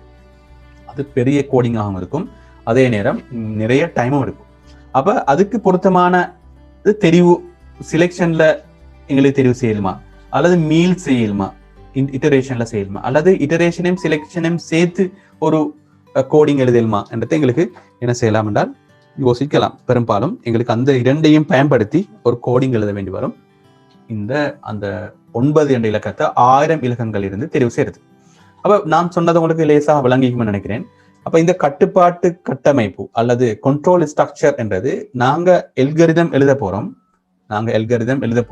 அந்த எல்கரிதத்துல இருந்து அந்த எல்கரிதத்தை எப்படி எழுதலாம், எந்த ஒழுங்கமைப்புல எழுதலாம் என்ற தீர்மானிக்கிறதுக்கு எங்களுக்கு இந்த 3 கண்ட்ரோல் ஸ்ட்ரக்சரும் பயன்படுத்தப்படும். அல்லது இந்த 3 ஸ்ட்ரக்சரையும் பயன்படுத்தி தான் நாங்க அந்த எல்கரிதத்தை எழுத போறோம் என்ற விஷயத்தான் பார்க்கிறோம். 1 தொடரி, 2வது தெரிவு, 3வது மீள் செய்தல், sequence, selection and iteration. Right. நாங்க இந்த எல்கரிதம் எழுத போறோம் தானே. எல்கரிதம் என்றது எங்களுக்கு தெரியும். எல்கரிதம் என்றது நாங்க ஒரு ப்ரோக்ராமிங்கை செய்யறதாக இருந்தால், நாங்க ஒரு சொல்யூஷனை நோக்கி போறதாக இருந்தால் அந்த சொல்யூஷனை நோக்கி எப்படி போக போறோம், எந்த ஒழுங்குல போக போறோம் என்றதான் நாங்க எல்கரிதம்னு சொல்றோம். எந்த ஒழுங்குல போக போறோம், எது முதலாவது செய்ய போறோம், எது 2வது செய்ய போறோம், எது 3வது செய்ய போறோம், எது 4வது செய்ய போறோம் என்ற ஒழுங்கை தான் நாங்க சொல்றோம் எல்கரிதம். அந்த ஒழுங்க ஒரு குறியீட்டு முறையில எங்களுக்கு என்ன செய்யலாம் என்றால் எழுதலாம். அப்படி குறியீட்டு முறையில எழுதுறதுக்காக பயன்படுத்தப்படுகின்றது தான் என்ன? Flow chart. இந்த ஃப்ளோ சார்ட்ல நாங்க எதை செய்ய போறோமோ அந்த வேலையை, அந்த ஒழுங்க எங்களுக்கு என்ன செய்யலாம் என்றால் குறியீட்டு முறையில எழுதலாம். அழகாக எங்களுக்கு குறியீட்டு முறையில எழுதுறதுக்கான வாய்ப்பு. சரியா? இதே குறியீட்டு முறையில எழுதுறத எங்களுக்கு என்ன செய்யலாம் என்றால் அங்கெல்லாம் சூடோ கோட்லயும் எழுதலாம், பின்னால வரும், இப்படி வரும். ரைட். இப்ப நாங்க பாக்குறோம், இப்ப நாங்க எந்த ஐடியாவை எங்களோட தலையில வச்சுக்கிறோமோ, எப்படி இந்த ப்ராப்ளமுக்கான சொல்யூஷனை கொண்டு வர போறோம்னு நினைக்கிறோமோ, அந்த சொல்யூஷனை எங்களுக்கு என்ன செய்யலாம் என்றால் ஒரு குறியீட்டு முறையில் எழுதினால் மிச்சம் லேசாக அந்த ப்ராப்ளமுக்கான சொல்யூஷனை கொண்டு வரதுக்கு. சரியா? அப்ப அப்படி குறியீட்டு முறையில எழுதுதாக இருந்தால் நாங்க தெரிஞ்சு கொள்ள வேண்டிய சில குறியீடுகளும் அது எதுக்காக வேண்டி பயன்படுத்துறோம் என்றதை மட்டும் தெரிஞ்சு கொண்டால் அங்கால எங்களுக்கு எக்ஷனுக்கு போறதுக்கு இல்லை. ரைட். அதே நேரம் எங்களோட கணனியில எங்களுக்கு ஒரு சாஃப்ட்வேர் உண்டிக்கு இதை இலகுவா பயன்படுத்தக்கூடிய சாஃப்ட்வேர் உண்டு. நாங்கள் அடுத்த பகுதிகளில் அடுத்த பாடங்கள்ல நாங்கள் அதை படிப்போம். ரைட். இன்றைக்கு நாங்க பார்க்க போறோம் என்னென்றால் இந்த குறியீடுகள் எதுக்காக பயன்படுத்தப்படுகின்றது என்பதை பார்க்க போறோம். முதலாவது நான் பார்க்கிறதாக இருந்தால் இந்த நீள்வட்ட அமைப்புள்ள இந்த குறியீட்டை நாங்கள் பயன்படுத்துறோம். தொடக்கம் அல்லது முடிவு. எப்போதும் எங்கட ஒரு எல்கரிதம் எழுதுறதாக இருந்தால் அல்லது நாங்க ஒரு சூடோ கோட் எழுதுறதாக இருந்தால் கட்டாயம் ஆரம்பம் ஈக்கணும், முடிவு இருக்கணும், தொடக்கம் முடிவு இருக்கணும், ஸ்டார்டிங் எண்டிங் ஈக்கணும், பிகின் எண்ட் ஈக்கணும், கட்டாயம் ஈக்கணும். அப்ப அது அப்படி இருந்தால்தான் நாங்க ப்ரோக்ராம் ஸ்டார்ட் பண்ணிக்குது, ப்ரோக்ராம் முடியுது என்ற ஒரு ஏரியாக்குள்ள வரும். எனவே கட்டாயம் தொடக்கமும் முடிவும் கட்டாயம் குறிப்பிடப்படணும். அப்பதான் அது ஒர்க் பண்றது எங்களுக்கு பார்க்கறதுக்கு. அதே நேரம் நாங்க போடுற இன்புட், நான் பார்த்தோமே இன்புட்னு சொன்னோமே ஆரம்பத்துல, அந்த இன்புட் அல்லது அவுட்புட், நாங்க இது இன்புட்டை வெளிப்படுத்துறதாக இருந்தாலும் அவுட்புட்டை சொல்றதாக இருந்தாலும் கட்டாயம் அது ஒரு சதுர முகி அல்லது இந்த அமைப்புல தான் அது வர வேண்டி இருக்கு. இந்த ஷேப்ல தான் வரும். ப்ரோசஸாக இருந்தால் செவ்வக வடிவில் அந்த ப்ரோசஸ்க்குரிய குறியீடு வரும். சரியா? செவ்வக வடிவில் அந்த ப்ரோசஸ்க்குரிய குறியீடு வரும். ஒரு டிசிஷன் இப்ப நாங்க பார்த்தோம், நாங்க ரெண்டாவது சிலெக்ஷன் என்ற பகுதி பார்த்தோம் தானே, அந்த கண்ட்ரோல் ஸ்ட்ரக்சர்ல சிலெக்ஷன் என்று வரக்குள்ள அந்த சிலெக்ஷன் என்றது ஒரு தீர்மானத்துக்கு உரிய விஷயம், இஃப் கண்டிஷன் வருது. சரியா? அப்படி சிலெக்ஷன் வரக்குள்ள அந்த சிலெக்ஷன் 2 தீர்வுகளை நோக்கி போகும், 2 விஷயங்களை நோக்கி போகும். எனவே அந்த தீர்மானம் எடுக்கின்ற நேரத்துல நாங்க இந்த குறியீட்டை பயன்படுத்துறோம். இந்த குறியீட்டை நாங்க கொஞ்சம் ஞாபகம் வச்சுக்கொண்டா சார். அதே நேரம் நாங்கள் அம்புக்குறிகளை பயன்படுத்துறது பாய்ச்சல் திசைகளை குறிப்பிடுறதுக்காக வேண்டி மேல நோக்கி, கீழ் நோக்கி அல்லது வலதுபுறமாக இடதுபுறமாக எங்களுக்கு அம்புக்குறிகளை பயன்படுத்திக் கொள்றதுக்கு இயலும். தொடர்பை ஏற்படுத்துறதுக்காக நாங்க என்ன செய்ய வேண்டால் ஒரு வட்டமை போட்டுக்கொள்வோம். ஒரு வட்டத்தை போட்டு ஒரு அம்புக்குறி இன்னொரு அம்புக்குறியை தொடர்பு படுத்துறதுக்கு எங்களுக்கு அந்த வட்டத்தை பயன்படுத்தும். அப்ப இந்த 6 குறியீடுகளும் எங்களுக்கு பிரதானமாக இந்த ஃப்ளோ சார்ட்ல பயன்படுத்தப்பட்டதை எங்களுக்கு பார்க்கறதுக்கு இயலும். ரைட். இப்ப நாங்க பார்த்த அந்த ஒழுங்குக்கு ஏற்ப நாங்க எல்கரிதம் பார்த்தோம், 3 எல்கரிதம் பார்த்துக்கிறோம். ஒன்று சீக்வன்ஸ், செலக்ட், அடுத்தது இட்டரேஷன் 3 பார்த்துக்கிறோம். தொடரி, தெரிவு, மீள் செய்தல் 3 பார்த்துக்கிறோம். அதுல முதலாவது எல்கரிதம் தொடரி என்ற எல்கரிதத்தை எப்படி பார்க்கலாம், அது எப்படி வரும், அதை எப்படி நாங்க ஃப்ளோ சார்ட்ல போட்டால் பார்த்துக் கொள்றதுக்கு இயலும் என்றதை நாங்க பார்க்க போறோம். முதலாவது வட்டத்திட பரப்பளவை காண போறோம். வட்டத்திட பரப்பளவை காண்றதாக இருந்தால் எங்களுக்கு தெரியும். எப்படி காண்றோம் வட்டத்துல பரப்பளவு? ஆரைய பெற்று வட்டத்திட பரப்பளவை காணலாம். சரியா? ஆரைய பெற்று வட்டத்திட பரப்பளவை காணலாம். முதலாவது எங்களுக்கு ஒரு வட்டத்திட பரப்பளவு காண்றதாக இருந்தால் வட்டத்திட ஆரை கட்டாயமா தேவை. வட்டத்திட ஆரை கட்டாயம் எங்களுக்கு தேவை. எனவே அது இன்புட்டாக வரும். வட்டத்திட ஆரை இருந்தால் எங்களுக்கு என்ன செய்யலாம்? வட்டத்திட பரப்பளவை அந்த ஃபார்முலாவை போட்டு கண்டுபிடிக்கலாம். சரியா? அப்ப வட்டத்தின் ஆரை என்றது இன்புட்டாக வரும்.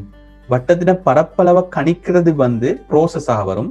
வட்டத்தின் பரப்பளவை காட்டுதல், ஷோ பண்றது, டிஸ்பிளே பண்றது அவுட்புட்டாக வரும்.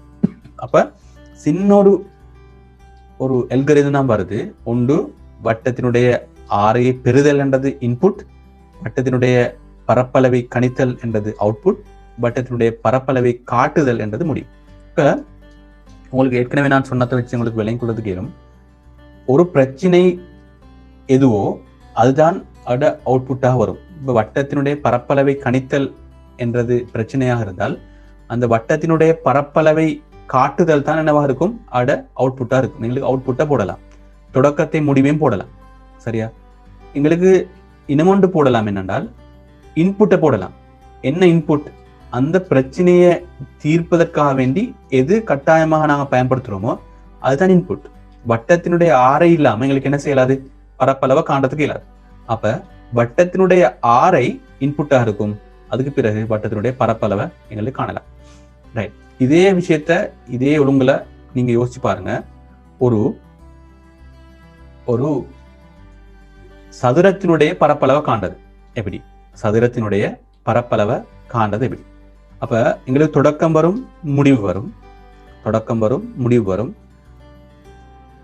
அவுட்புட், அதாவது அவுட்புட் வரும், சதுரத்தினுடைய பரப்பளவை காட்டுதல்ன்றது அவுட்புட் வரும் வைங்களே. அப்ப இன்புட் என்ன வரும் என்றால், இன்புட் என்ன வரும் என்றால் ஒரு சதுரத்தினுடைய ஒரு பக்க நீளம் இருந்தால் தான் எங்களுக்கு சதுரத்தினுடைய பரப்பளவை காணலாம். அப்ப சதுரத்தினுடைய ஒரு பக்க நீளம் தான் என்னவாக இருக்கும், அதனுடைய இன்புட்டா இருக்கும். அதுக்கு பிறகு நாங்க எங்களோட ப்ரோசஸ்ல எழுதுவோம் சதுரத்தினுடைய பரப்பளவை கணித்தல் என்ற விஷயத்தை எழுதுவோம். சரியா? ரைட். இப்படி இது தொடரில் உள்ள பாய்ச்சல் கோட்டு படமாக இருக்கும். நாங்க பாய்ச்சல் கோட்டு படம் சம்பந்தமாக இன்னும் பார்க்கணும். நாங்க உதாரணங்களை பார்த்துட்டு இதுக்கான பயிற்சிகளை நாங்க செய்வோம். இரண்டாவது சிலெக்ஷன். தெரிவு செய்யறோம் ஒரு குறிப்பிட்ட விஷயத்தை தெரிவு செய்ய கொள்ள அது தொடரியன்னு சொல்வோம், சிலெக்ஷன். அப்ப எப்படி எங்கட இந்த பாய்ச்சல் கோட்டு படம் வரும் என்றால் தொடக்கமும் முடிவும் வரும். நாங்க என்ன பார்க்க போறோம் என்றால், ஒரு எண் தரப்படும், அந்த எண் ஒற்றை எண்ணா இரட்டை எண்ணான்னு பார்க்க போறோம். சரியா? ஒற்றை எண்ணா இரட்டை எண்ணான்னு பார்க்க போறோம். இப்ப எங்களுக்கு இந்த கேள்வியிலே எங்களுக்கு விளங்குது, ஒற்றை எண்ணா இரட்டை எண்ணா என்றால் எங்களுக்கு ரெண்டு அவுட்புட் வரப்போகுது. ஒன்று ஒற்றை எண் என்ற ஒரு அவுட்புட் வரப்போகுது, இன்னொன்று வரப்போகுது இரட்டை எண் என்ற அவுட்புட் வரப்போகுது.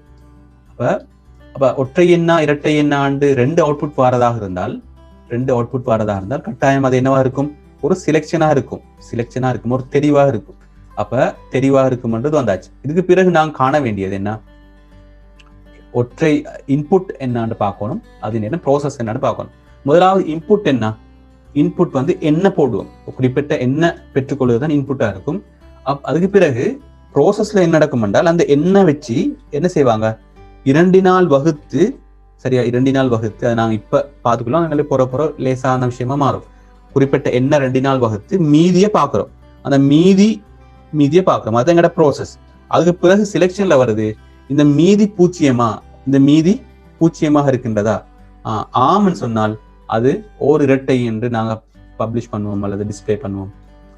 மீதி பூச்சியம் இல்லை என்றால் அது ஒற்றை எண்ணுன்னு சொல்லி நாங்க என்ன செய்யறோம் என்றால் அது நாம் பப்ளிஷ் பண்ணுவோம், ஒற்றை எண் என்று பப்ளிஷ் பண்ணுவோம். சரியா? அப்ப ஒரு தொடரியாக இருந்தால் தொடரிக்குரிய ஃப்ளோ சார்ட் இந்த ஒழுங்குல தான் வரும். கட்டாயமாக இந்த ஒழுங்குல உள்ள ஃப்ளோ சார்ட் நாங்க தொடரின்னு சொல்லுவோம். ஒரு ஃப்ளோ சார்ட் உண்டு, இட்டரேஷன் குறிப்பிட்ட விஷயம் தொடர்ந்து நடக்கிறதாக இருந்தால் அதுக்கு நான் சொல்லுவோம் இட்டரேஷன் உண்டு, அல்லது மீள் செய்தல் உண்டு. அந்த மீள் செய்தலுக்கான உதாரணத்தை பார்க்க போறோம். குறிப்பிட்ட ஒரு எண் அல்லது ஓர் எண் கூட்டத்தின் கூட்டுத்தொகையை காணுதல். அப்ப நாங்க சொல்றோம் என்னென்றால், ஒரு எண் கூட்டம் ஒன்று தாரோம், ஒரு 10 எண்களை தாரோம், அந்த 10 எண்களை 1 தொடக்கம் 10 வரங்காட்டியும் எண்களை தாரோம், அந்த 10 எண்களை கூட்டுத்தொகையை காணணும். சரியா? கூட்டுத்தொகையை காணணும். இது இட்டரேஷன். திரும்ப திரும்ப திரும்ப திரும்ப என்ன நடக்க போகுது, திரும்ப திரும்ப நடக்க போகுது. ரைட். இதுல எங்களுக்கு தெரியும் தொடக்க முடிவு என்றது கட்டாயமாக எங்களோட ஃப்ளோ சார்ட்ல வரும். அதுக்கு பிறகு என்ன செய்யணும், கட்டாயமாக இன்புட் வரும், அது பிறகு அவுட்புட் வரும்னு எங்களுக்கு தெரியும். இப்ப இதில் உள்ள விஷயம் என்னென்றால், ஒரு எண் தரப்படுது, அந்த எண் தரப்பட்ட பிறகு அந்த எண்ணை நாங்க என்ன செய்யறோம் என்றால், உதாரணமாக 1 தரப்படுது, அந்த 1 நாங்க வச்சுக்கொள்றோம், அதாவது கணனி வச்சுக்கொள்ளும். அதுக்கு பிறகு 2 எண் தரப்படுது, அந்த 2 என்ற எண்ணையும் 1 என்ற எண்ணையும் என்ன செய்யணும், கணனி கூட்டணும், கூட்டி 3 என்ற இடத்துல வச்சுக்கணும். சரியா? அதுக்கு பிறகு இன்னொரு எண் தரப்படுது, 3 என்ற இன்னொரு எண் தரப்படுது. அந்த 3 என்ற இன்னொரு தரப்பட்டா அந்த 3ஐயும் ஏற்கனவே இருந்த 3ஐயும் கூட்டி 6 என்ற கணனி என்ன செய்யணும், வைத்துக்கணும்.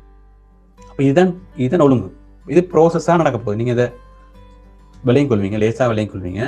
அப்ப இந்த ஒழுங்கை நாங்க எழுதுறதாக இருந்தால், ஃப்ளோ சார்ட் எழுதுறதாக இருந்தால், எங்களுக்கு இலகுவாக எழுதி கொள்றதுக்கு கேள்வி என்னென்றால், நாங்க முதலாவது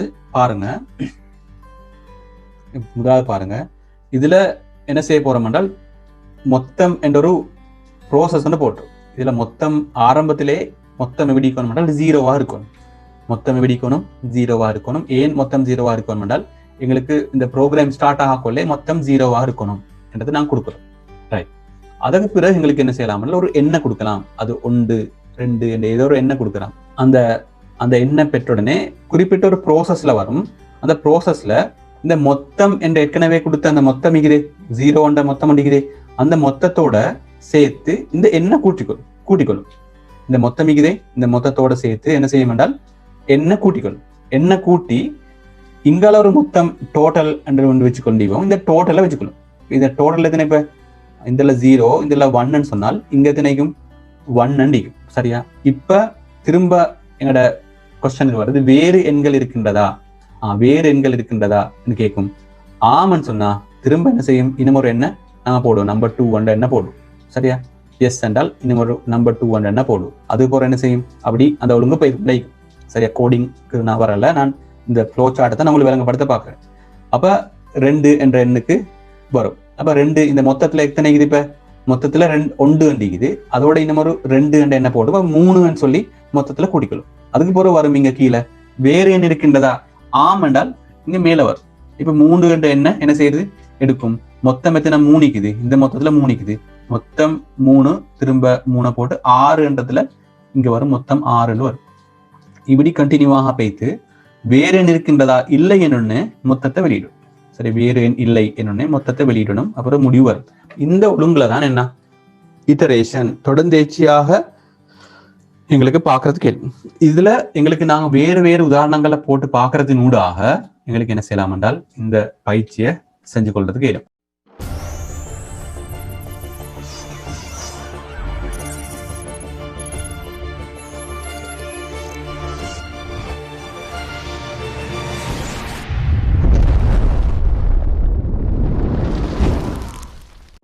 ரைட், நாங்க சூடோ கோட் சம்பந்தமா படிக்க போறோம். ரைட், சூடோ கோட் என்றாலே பொய்யான ஒரு கோட் என்றது அர்த்தம். சூடோன்றது பொய் அல்லது போலி. சரியா? அப்ப போலியான ஒரு கோட் தான் என்ன செய்ய போறோம், சூடோ கோட். அப்படி விளங்கி கொண்டா எங்களுக்கு லேஸ். அதாவது இந்த கோடை பயன்படுத்தி எங்களுக்கு என்ன செய்யலாம் என்றால் ப்ரோக்ராம் எழுதுறதுக்கு இயலும். ஆனா இந்த ப்ரோக்ராமிங் லாங்குவேஜை எக்ஸிக்யூட் பண்றதுக்கு இயலாது. நாங்க ஒரு சாஃப்ட்வேர்ல போட்டு அல்லது நாங்க இதை வச்சு ஒரு ப்ரோக்ராம் ஒன்று ரன் பண்றதுக்கு எல்லாமே. அப்ப இந்த சூடோ கோட்ன்றது ஒரு கோட், அதை நாங்க எழுதி நாங்க ப்ரோக்ராமிங் தான் எழுதுவோம். அதை வச்சு அந்த ப்ரோக்ராமிங் எழுதின அந்த கோடை பயன்படுத்தி என்ன செய்யலாம் என்றால் ப்ரோக்ராமை ரன் பண்றதுக்கு இயலாது. அப்ப என்ன கோட் இது, போலியான ஒரு கோட். அப்ப போலியான ஒரு கோடாகத்தான் நாங்க இதை பாக்குறோம். சரியா? ஓகே, பொய்யான அல்லது போலியான ஒரு கோடாகத்தான் நாங்க இதை பாக்குறோம். இது ஏன் நாங்க பயன்படுத்துறோம் என்றால் நாங்க ஒரு கோடிங் எழுதக்கொள்ள எங்களுக்கு அதுல வர விஷயங்கள் எல்லாத்தையும் நாங்க ஐடென்டிஃபை பண்ணணும். நாங்க அதுல போடுற கோலண்ட் இருந்து அதுல போடுற எல்லா விஷயத்தையும் சின்ன ஒரு வேரியபிள் ஆயிக்கலாம் அல்லது நாங்க போடுற ஆப்பரேட்டர்ஸ் ஆயிக்கலாம், எதுவாக இருந்தாலும் எல்லாம் கவனம் செலுத்தி தான் அந்த கோடிங் எழுதணும். அந்த கோடிங் அப்படி நாங்க எழுதக்கொள்ள அதுக்கான முழு கவனமும் செலுத்தப்படணும் தானே. அந்த முழு கவனமும் செலுத்தப்படாம நாங்க சப்ஜெக்ட் பேஸ் பண்ணி எழுதுறதுக்கான ஒரு விஷயமா தான் இந்த போலி சூடோ கோடிக்குது. நாங்க இதை எழுதி கொண்டால் எங்களுக்கு என்ன செய்யலாம் என்றால் அடுத்த கட்டமாக என்ன செய்யலாம், இதை ஒரு லாங்குவேஜுக்கு ஒரு கம்ப்யூட்டர் லாங்குவேஜுக்கு மாற்றிக்கொள்றதுக்கு. அப்ப இந்த சூடோ கோட்ல விஷயம் என்னென்றால் நாங்க இந்த சூடோ கோட் எப்படி அமைஞ்சிக்கிறேன்னு பாக்குறதாக இருந்தால் எங்களுக்கு பாக்குறதுக்கு இயலும். இது மல்டி அல்லது மிக்ஸ்ட் லாங்குவேஜா தான் இருக்கும். மிக்ஸ்ட் லாங்குவேஜ் இது ஆங்கிலமாக மாத்திரம் மிக்காது, கம்ப்யூட்டர் லாங்குவேஜாக மாத்திரம் மிக்காது. சரியா? ஆங்கிலமாகவும் அல்லது கம்ப்யூட்டர் லாங்குவேஜாகவும் மாத்திரம் மிக்காது. இது மிக்ஸ்ட் லாங்குவேஜா இருக்கு. அப்ப நாங்க தங்கிலீஷ் பேசுறோமே, இடையில இங்கிலீஷை போட்டு தமிழ் பேசுவோமே, அப்ப அது மாதிரி இது ஒரு மிக்ஸ்ட் லாங்குவேஜாகத்தான் இந்த சூடோ கோடி. அப்ப இது எங்களுக்கு லேசி ஒன்று நாங்க பரிச்சயம் ஆறதுக்கு, கம்ப்யூட்டர் லாங்குவேஜோட பரிச்சயம் ஆறதுக்கு எங்களுக்கு லேஸ் ஆயிக்கும். அதே நேரம் நாங்க நினைக்கிற விஷயத்த சொல்றதுக்கும் இது லேசா இருக்கும். சூடோ கோட் சம்பந்தமான ஒரு ஐடியா உங்களுக்கு வந்திக்கும்னு நினைக்கிறேன். அப்ப இந்த லாங்குவேஜை வச்சு தான் என்ன செய்ய போறோம் என்றால் அங்கால ப்ரோக்ராமிங்க எழுதி கொள்றதுக்கு லேசாக இருக்கும் இந்த சூடோ கோடை வச்சு. இப்ப சூடோ கோட் சம்பந்தமான ஒரு ஃப்ரேமை நாங்க மைண்ட்ல எடுத்துக்கொள்ளணும். இதுதான் ஃப்ரேம். சூடோ கோடுன்றது ஒரு பொய்யான ஒரு கோட். இந்த கோடை வச்சு எங்களுக்கு என்ன செய்யலாம் என்றால் எங்களோட ப்ரோக்ராமிங் ரன் பண்றதுக்கு இயலாது. இந்த லாங்குவேஜ் வந்து, அதாவது சூடோ கோட் அண்ட் இந்த லாங்குவேஜ் வந்து மிக்ஸ்டா இருக்கும். எதோட மிக்ஸ்டா இருக்கும் என்றால் இங்கிலீஷோட மிக்ஸ்டா இருக்கும். இது ப்ரோக்ராமிங் சேர்ந்து ஒரு லாங்குவேஜாக இருக்கும். இதை நாங்க என்ன செய்ய போறோம் என்றால், எங்களுக்கு லேசாக இதை எழுதி கொள்றதுக்கு ஏழுமாக இருக்கிறதுனால இது நாங்க டக்குன்னு எழுதி கொள்வோம். சூடோ கோட எழுதிட்டு நாங்க என்ன செய்யலாம் என்றால் அங்கல பக்கம் எங்களுக்கு கோடிங்கு போகலாம். ரைட். அப்ப இந்த சூடோ கோடுக்கும் எல்கரிதத்துக்கும் என்ன வித்தியாசம் என்று பார்க்கலாம். எல்கரிதம் என்றால் நாங்க ஆரம்பத்துல பார்த்தோம் ஒரு ஒழுங்குமுறை என்று தானே பார்த்தோம். எல்கரிதம் என்றால் ஒரு வேலையை செய்யறதுக்குரிய ஒழுங்கு என்ன என்றதை நாங்க எல்கரிதம் பார்த்தோம். முதலாவது இதை செய்யறது, ரெண்டாவது இதை செய்யறது, மூணாவது இதை செய்யறதுன்னு சொல்லி நாங்க என்ன செய்யறோம், தமிழாலேயோ ஆங்கிலத்தாலேயோ முழுமையாக எழுதுறோம். ஒரு டெக்ஸ்ட் எழுதுறோம், டெக்ஸ்டுக்கு கோயிங் திஸ் அப்படி இப்படின்னு எழுதுறோம். அப்ப அந்த எழுதுறத சுருக்கமாக, மிச்சம் சுருக்கமாகத்தான் நாங்க என்ன செய்ய போறோம்னா இந்த சூடோ கோட் எழுத போறோம். எல்கரிதத்துல பெருசா எழுதுவோம்.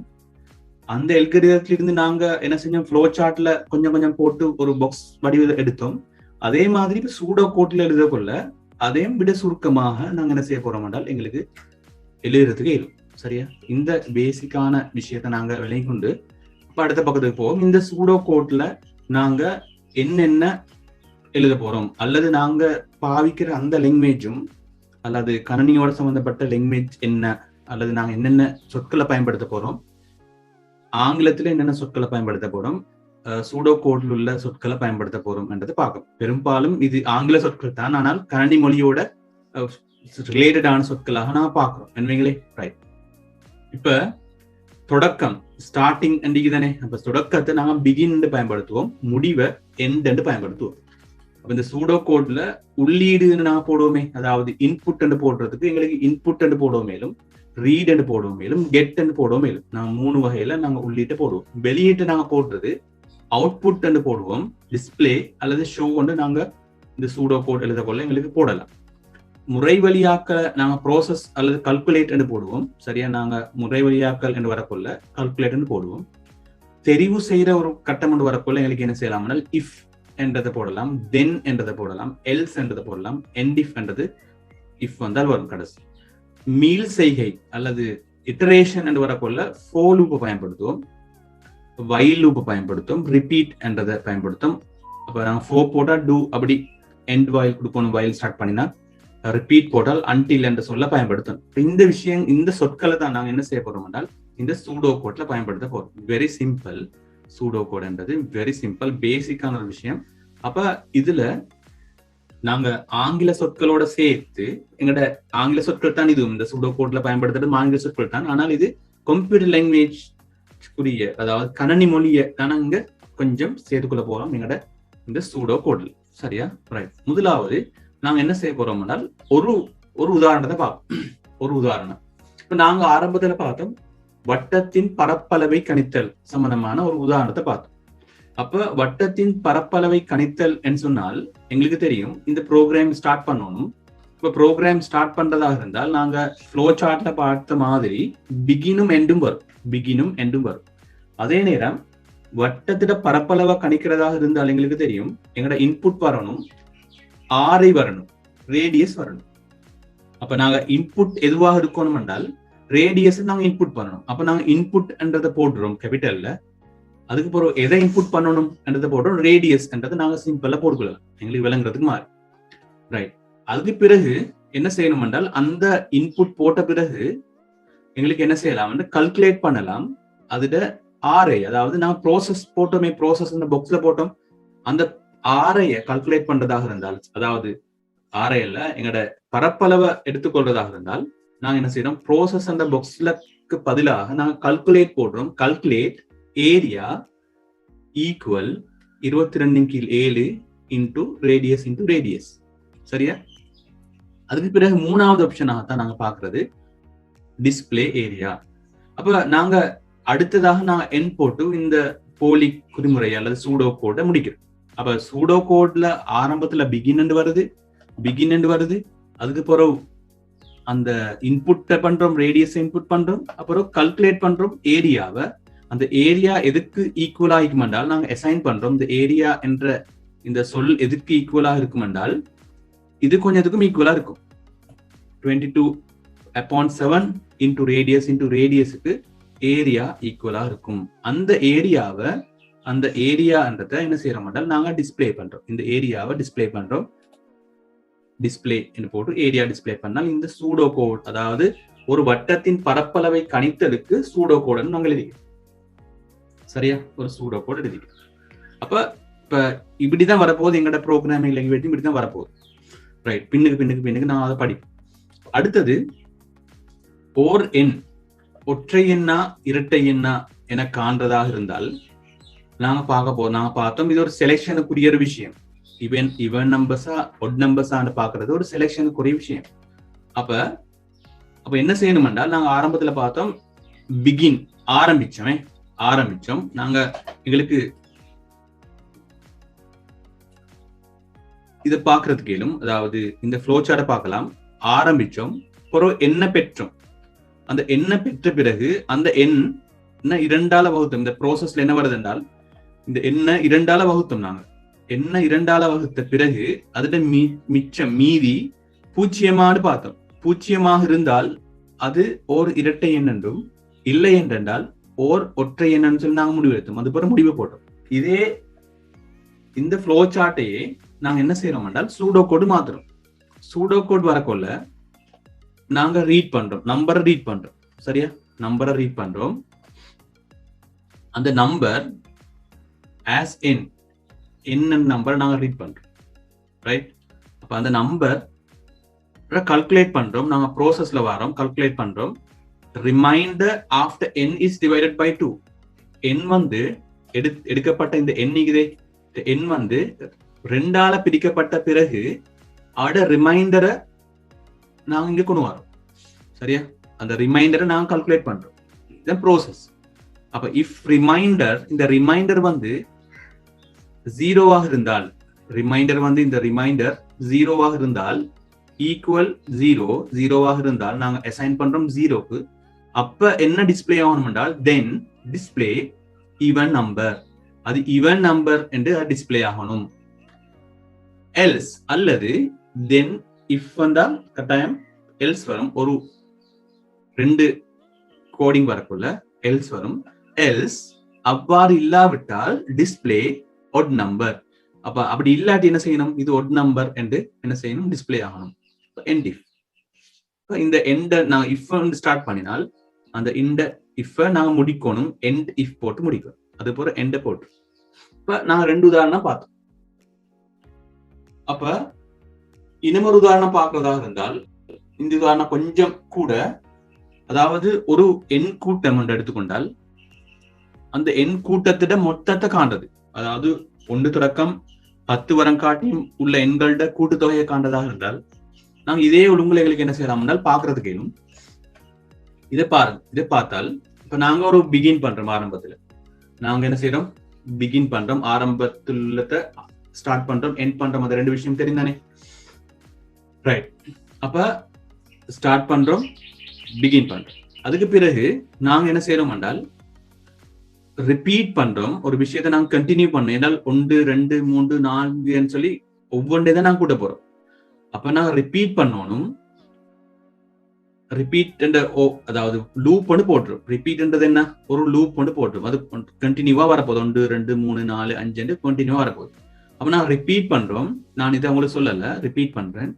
Read number as n. அந்த ரிப்பீட் என்ற வைலுக்குள்ள, அதாவது அந்த ரிப்பீட் என்ற அந்த லூப்புக்குள்ள என்ன செய்யறோம் என்றால் ஒரு நம்பரை ரீட் பண்றோம். n என்ற நம்பரை ரீட் பண்றோம். சரியா? ரீட் பண்ணி அதுக்கப்புறம் என்ன செய்யறோம் என்றால் கால்குலேட் பண்றோம், ப்ரோசஸ் பண்றோம். அந்த நம்பரை டோட்டல் என்ற நம்பரோட சேர்த்து கூட்டி போடுறோம். சரியா? நாங்க ஏற்கனவே டோட்டலா 0ன்னு கொடுத்திக்கிறோம். அந்த டோட்டல் 0வாக இருக்கும். இந்த இடத்துல அந்த 0வோட நாங்க போடுற முதலாவது நம்பரை என்ன செய்யறோம்? இங்க அசைன் பண்றோம். அப்ப என்ன செய்யும்? கால்குலேட் பண்ணும். கணனிக்கு என்ன செய்யும் என்றால் இங்க போட்ட 1 என்ற நம்பரை இந்த டோட்டலோட சேர்த்து கூட்டும். அப்ப 1 சக 0 அல்லது 0 சக 1 இந்த டோட்டலுக்கு என்ன செய்யும் என்றால் 1 என்ற ஒரு விளக்கத்தை கொண்டு வந்து கொடுக்கும். 1 என்ற விளக்கத்தை நாங்க என்ன செய்யும் என்றால் கொண்டு வந்து கொடுக்கும். இது எப்ப நடக்கும்? எவ்வளவு தூரம் நடக்கணும் என்றால் ரிப்பீட் வந்தால் அன்டில் வரும். அன்டில் நம்பர்ஸ் ஆர் ஓவர், கடைசி நம்பர் வரம் காட்டியும் இது கண்டினியூ ஆகிக்கொண்டே வரணும். அதுக்கு பிறகு டிஸ்பிளே பண்ணணும், இந்த டோட்டலை டிஸ்பிளே பண்ணணும் நாங்க போட்டு ரைட். இப்போ நாங்க வேரியபிள் சம்பந்தமாக படிக்கக்கொள்ள, நாம் பின்னுக்கு படிக்கும் வேரியபிள் சம்பந்தமாக படிக்கக்கொள்ள கணனி எப்படி அதுக்குரிய ஒரு வேரியபிள் அசைன் பண்ணினா அதை எப்படி சர்வ் பண்ணிக்கொள்ளும் என்ற விஷயங்கள் நான் படிப்போம். அது படிக்க படிக்க உங்களுக்கு இந்த விஷயங்கள் கிளியர் ஆகும், நான் சொல்றது உங்களுக்கு கிளியர் ஆகும். இப்போ நாங்க தெரிஞ்சுக்கொள்ளணும். இதுல உங்களுக்கு கன்ஃபியூஸ் ஆகிற ஒரு இடம் ஒன்று தான் இந்த டோட்டலையும் ஏன் இந்த 2 டோட்டல் போட்டிக்கிறேன்றது உங்களுக்கு கன்ஃபியூஸ் ஆக வாய்ப்பு. அப்ப நாங்க என்ன செய்யறோம் என்றால் இந்த டோட்டலை 0வா நாங்க ப்ரோக்ராம் ஆரம்பிக்க கொள்ளே இந்த டோட்டல் நாங்க 0வா போட்டோம். ஸ்டார்ட் பண்ணக்குள்ளே ப்ரோக்ராம் ஸ்டார்ட் பண்ணக்குள்ளே டோட்டல் வந்து 0வா இருக்கும். அதுக்கு பிறகு நாங்க ஒரு லூப் ஒன்று போடுறோம். அந்த லூப்புக்குள்ளதான் இந்த விஷயங்கள் நடக்குது. என்ன, ஒரு நம்பரை நாங்க ரீட் பண்றோம், அந்த நம்பர் ரீட் பண்ண நம்பரோட சேர்த்து நம்பர் ரீட் பண்ணி அந்த ரீட் பண்ற நம்பரோட சேர்த்து ஏற்கனவே இருக்கிற டோட்டல் என்ற அமௌண்ட்டுக்கு நாங்க என்ன செய்யறோம் என்றால் டோட்டல் இருக்கிற அமௌண்ட் வந்து 0, அந்த 0வோட இந்த ஒன்றை கூட்டினோடனே இந்த டோட்டலுக்கு எத்தனை வந்துக்குது, 1 வந்து சேர்ந்திக்கு ரைட். அதுக்கு பிறகு நாங்க பாக்குறோம் இன்னும் ஒரு நம்பர் இருக்குதான்னு கேட்கிறோம் தானே, இன்னும் ஒரு நம்பர் இருக்குதான்னு சொல்லி நாங்க எங்களோட ஃப்ளோ சார்ட்ல கேட்டோம். இங்க என்ன செய்யணும்னால் அந்த ரிப்பீட்டேஷன் தான் நடக்குது. அந்த ரிப்பீட்டேஷன் நடந்து பெய்த்து எந்த வரங்காட்டி நடக்கும் என்றால் அன்டில் நம்பர்ஸ் ஆர் ஓவர், கடைசி நம்பர் முடியங்காட்டியும் நடக்கும். இது முடிஞ்ச பிறகு என்ன செய்யும் என்றால் டிஸ்பிளே டோட்டல், இந்த டோட்டல் வந்து டிஸ்பிளே ஆகும். அதுக்கப்புறம் எங்களுக்கு என்ன செய்யலாம் என்றால் இந்த எண்டை க்ளோஸ் பண்ணலாம். அப்ப இதுல நாங்க ப்ரோக்ராம் எப்படி ரன் ஆகுற என்ற விஷயத்த கொஞ்சம் லைட்டா மைண்ட்ல செட் ஆகி கொண்டால் எங்களுக்கு இதை லேசாக எழுதி கொள்றதுக்கு இயலும் ரைட். இப்ப இங்க பார்க்க போறோம் என்னென்றால் இது நாங்க தந்திக்கிற மெத்தினு சொல்லி தராம சும்மா ஒரு கூட்டத்தின் மொத்தத்தை காண்றது. இங்க 10 எண்களின் மொத்தத்தையும் சராசரியும் காண்றது எப்படி என்று பார்க்கிறோம். இங்க 10 எண்களோட மொத்தத்தையும் சராசரியையும் காண போறோம். சரியா? இதுல நாங்க தெரிஞ்சுக்கொள்ள வேண்டிய சில விஷயங்கள் இருக்குது. முதலாவது எவரேஜ் என்றது நாங்க ஏபிஜி என்று பயன்படுத்திக்கிறோம். சரியா? அப்ப நம்பர் என்ற ஒன்று பயன்படுத்திக்கிறோம், NUM ஒன்று பயன்படுத்திக்கிறோம், என் என்ற ஒன்று பயன்படுத்திக்கிறோம். இது மூணும் நான் சொல்லுவோம் வேரியபிள்ஸ் சொல்லுவோம் அல்லது மாறிகள் என்று சொல்லுவோம். இது மாறிக்கொண்டே இருக்கும். எவரேஜும் மாறும், நம்பரும் மாறும், இந்த எண்ணும் மாறும். சரியா? இப்ப நம்பர் என்று நாங்க இங்க பயன்படுத்தினது என்னென்றால் நாங்க கொடுக்குற நம்பர் உதாரணமாக 1, 2, 3 நாங்க நம்பர் கொடுக்குமே அல்லது 10, 20, 30, 40 கொடுக்குமே நம்பர்ஸ். அந்த நம்பர்ஸை தான் நீங்க நம்பர் காட்டுறோம். இங்கால என்னென்று காட்டுறது என்னென்றால் இங்க தந்திக்கிறாங்க 10 எண்களை தான் கூட்டணும்னு சொல்லி. அப்ப 10 எண்களை கூட்டணும்ன்றதுனால அந்த 10 எண்களை குறிக்கிறது தான் இந்த எண் என்ற மாறி அல்லது வேரியபிள் பயன்படுத்தப்படுது. சரியா? அப்ப இந்த விஷயத்த நாங்க விளங்கி கொள்றோம். அப்ப நாங்க வேரியபிள் 3 கிரியேட் பண்ணி வச்சுக்கிறோம் ஆரம்பத்திலே. என்னென்ன வேரியபிள்? எவரேஜ் 3ல 4 வருது, டோட்டலும் சேர்த்து வருது. டோட்டல்ன்றதுக்கு ஒரு வேரியபிள் கிரியேட் பண்றோம், எவரேஜுக்கு ஒரு வேரியபிள் கிரியேட் பண்றோம், அடுத்தது நம்பருக்கு ஒரு வேரியபிள் கிரியேட் பண்றோம். அதே நேரம் எங்களுக்கு என்ன செய்யலாம் என்றால் என்னன்றதுக்கு ஒரு வேரியபிள் கிரியேட் பண்றோம். எங்கிட்ட நம்பரோட அளவு எத்தனை நாங்க நம்பர்ஸ் போடுறோம்னு பாக்குறது. அப்ப இந்த பேசிக் ஐடியாவோட நாங்க இதை பாக்குறதாக இருந்தால் இதுல நாங்க என்ன செய்யறோம் என்றால் டோட்டல்ல 0க்கு நாங்க அசைன் பண்றோம். அதாவது டோட்டல் வந்து எப்படி இருக்கும் என்றால் ப்ரோக்ராம் ஸ்டார்ட் பண்ணோடனே டோட்டல் 20 இருக்காது. ப்ரோக்ராம் ஸ்டார்ட் பண்ணோடனே எவரேஜ் 15 இருக்காது, அது 5 இருக்காது. அதாவது ப்ரோக்ராம் ஸ்டார்ட் பண்ணின உடனே டோட்டல் 0வா இருக்கும், எவரேஜ் 0வா இருக்கும், நம்பர் என்றது 1ல் இருக்கும். அப்ப அப்படி நான் கொடுக்குறோம். சரியா? கொடுத்துட்டு எங்களுக்கு தெரியும் நம்பர் வந்து அதாவது தடவைகளின் எண்ணிக்கை தானே நான் பார்க்க போறோம்.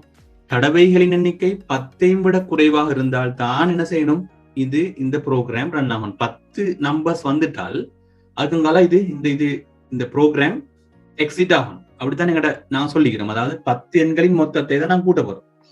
10 எண்களின் மொத்தத்தை கூட்டுதாக இருந்தால் 10 எண்கள் வரங்காட்டியும் தான் இந்த எண்ட அளவு போகலாம். 10 எண்கள் வரங்காட்டி தான் இந்த எண்ட அளவு போகலாம். எனவே வைல், இப்ப நாங்க வைல்னு போட்டோம். இங்க நான் ரிப்பீட் போடல, டிரெக்டா இங்க பாருங்க, இங்க ரிப்பீட் நாங்க போட்டுக்கிறோம், இங்க வைல் போட்டுக்கிறோம். வைல் போட்டா லேசி வைல் என்ற லூப் நான் பயன்படுத்த போறோம்னு எங்களுக்கு தெரியும். வைல் இந்த எண் என்றது அதாவது தடவைகளின் எண்ணிக்கை 10ஐ விட குறைவாக இருக்கும் காட்டி என்ன செய்யுங்க, இந்த ப்ரோக்ராம ரன் பண்ணுங்க. இந்த எண்ட எண்ணிக்கை 10 விட குறைவாக இருக்கும் காட்டியும் இந்த ப்ரோக்ராமை என்ன செய்யுங்க, ரன் பண்ணுங்க என்றது முதலாவது நாங்க ஸ்டார்ட் பண்ணியாச்சு. வயல நாங்க கொடுத்தால் வயல் ஸ்டார்ட் பண்ணா நாங்க வயல்ல முடிக்கணும். எண்ட் வயல் இஃப் கொடுத்தா நாங்க எண்ட் இஃப் கொடுக்குற மாதிரி வயல நாங்க ஸ்டார்ட் பண்ணினால் வயல்ல நாங்க கம்ப்ளீட் பண்றோம், எண்ட் வயல் கம்ப்ளீட் பண்றோம். சரியா? அதுக்கு இடையில என்ன வருது என்றால் நாங்க என்ன செய்ய போறோம், நம்பர் எடுக்கிறோம். இந்த நம்பர் என்ன NUM என்றது நாங்க கொடுக்குற நம்பர் 10 20 30 40 கொடுக்க போறோமே, அந்த நம்பர் தான் இது. அப்ப அந்த நம்பரை நாங்க என்ன செய்யறோம், ரீட் பண்றோம். இந்த ரீட் பண்ணி நாங்க ஏற்கனவே பார்த்த மாதிரி இந்த டோட்டல் என்றதோட இந்த நம்பரை என்ன செய்யறோம், கூட்டுறோம். இது 10 கூட்டினோம், இங்க டோட்டல் 0, ஆரம்பத்துல 0 போட்டிக்குது. இந்த 0வோட இந்த 10 என்ன செய்யறோம், கூட்டுறோம். கூட்டினா எத்தனை வருது, 10 வருது. சரியா? நான் 10 சொல்றேன், 10 வருது. அந்த 10 இது வச்சுக்கொண்ட பிறகு அடுத்த லைனுக்கு வரும். இந்த லைன்ல n ஈக்குவல் n+1. இந்த எண்ணுக்கு ஏற்கனவே எத்தனை கொடுத்துக்கிறோம், 1 கொடுத்துக்கிறோம். இப்போ ஒன்றும் என்னது, இங்கெல்ல 2 வந்தாச்சு. சரியா? 2 வந்த பிறகு திரும்ப என்ன செய்யமாண்டால் இது 10 வரம் காட்டியும், இது n 2 தானே வந்திக்குது, இது 10 வரம் காட்டியும் அல்லது n 10 வரம் காட்டியும் இது ரன் ஆகிக்கொண்டே இருக்கும். சரியா? அப்ப இது 2 வந்த உடனே என்ன செய்யும், திரும்ப மேல போகும், ரீட் நம்பர். அப்ப இன்னொரு நம்பரை என்ன செய்யும், ரீட் பண்ணும். நாங்க 20 கொடுக்குறோம். அப்ப அதையும் 20ஓட இந்த டோட்டலை ஏற்கனவே 10 தானிக்குது, 10ஓட இந்த 20 கூட்டி 30 இந்த டோட்டலை வச்சுக்கணும். டோட்டலுக்கு வச்சுக்கொண்ட பிறகு திரும்ப இந்த லைனுக்கு வரும். இந்த லைனுக்கு வந்த பிறகு இங்க பார்க்கும் n எத்தனைக்குது, ஏற்கனவே நாங்க 2 என்ற எண்ணுக்கு வந்திக்குது. அப்ப இங்க 2 சக 1 3 இதுல கொடுத்துக்கொள்ளும். அப்ப இப்படி 10 வரம் காட்டியும் இது கண்டினியூவாக ரன் ஆகிக்கொண்டே இருக்கும். ரன் ஆன பிறகு இந்த வைல் என்ற லூப் என்ன செய்யும் என்றால் எண்ட் ஆகும். எண்ட் ஆகின உடனே எங்களுக்கு டிஸ்பிளே ஆகணுமே, டிஸ்பிளே ஆகணும். அதுக்கு முந்தி நாங்க இன்னமும் கேட்டிக்கிறோம் கால்குலேட் பண்ண சொல்லி. எதை கால்குலேட் பண்ண சொல்லி, எவரேஜும் எங்களுக்கு கால்குலேட் பண்ணணும். அப்ப எவரேஜ் கால்குலேட் பண்றதுக்கு நாங்க இதுல ஒரு லூப் ஒன்றெல்லாம் போட தேவையில்லை. இந்த டோட்டலை நாங்க எடுத்துக்கிறோம் தானே, இந்த டோட்டலை இங்க வந்திக்குது, டோட்டல் எத்தனைன்னு வந்திக்குது. அந்த டோட்டலை நாங்க n-1 என்ன செய்யறோம் என்றால் பிரிக்கிறோம். n-1 பிரிக்கிறோம். இந்த n ஏற்கனவே 1 கொடுத்திக்கிறோம். இந்த n-1 என்றால் 10 நாங்க என்ன செய்யறோம், பிரிக்கிறோம். சரியா? பிரிச்சால் அதோட எண்ணிக்கை வருது. சரியா? எண்ணிக்கை வருது, அதாவது எவரேஜ் வருது.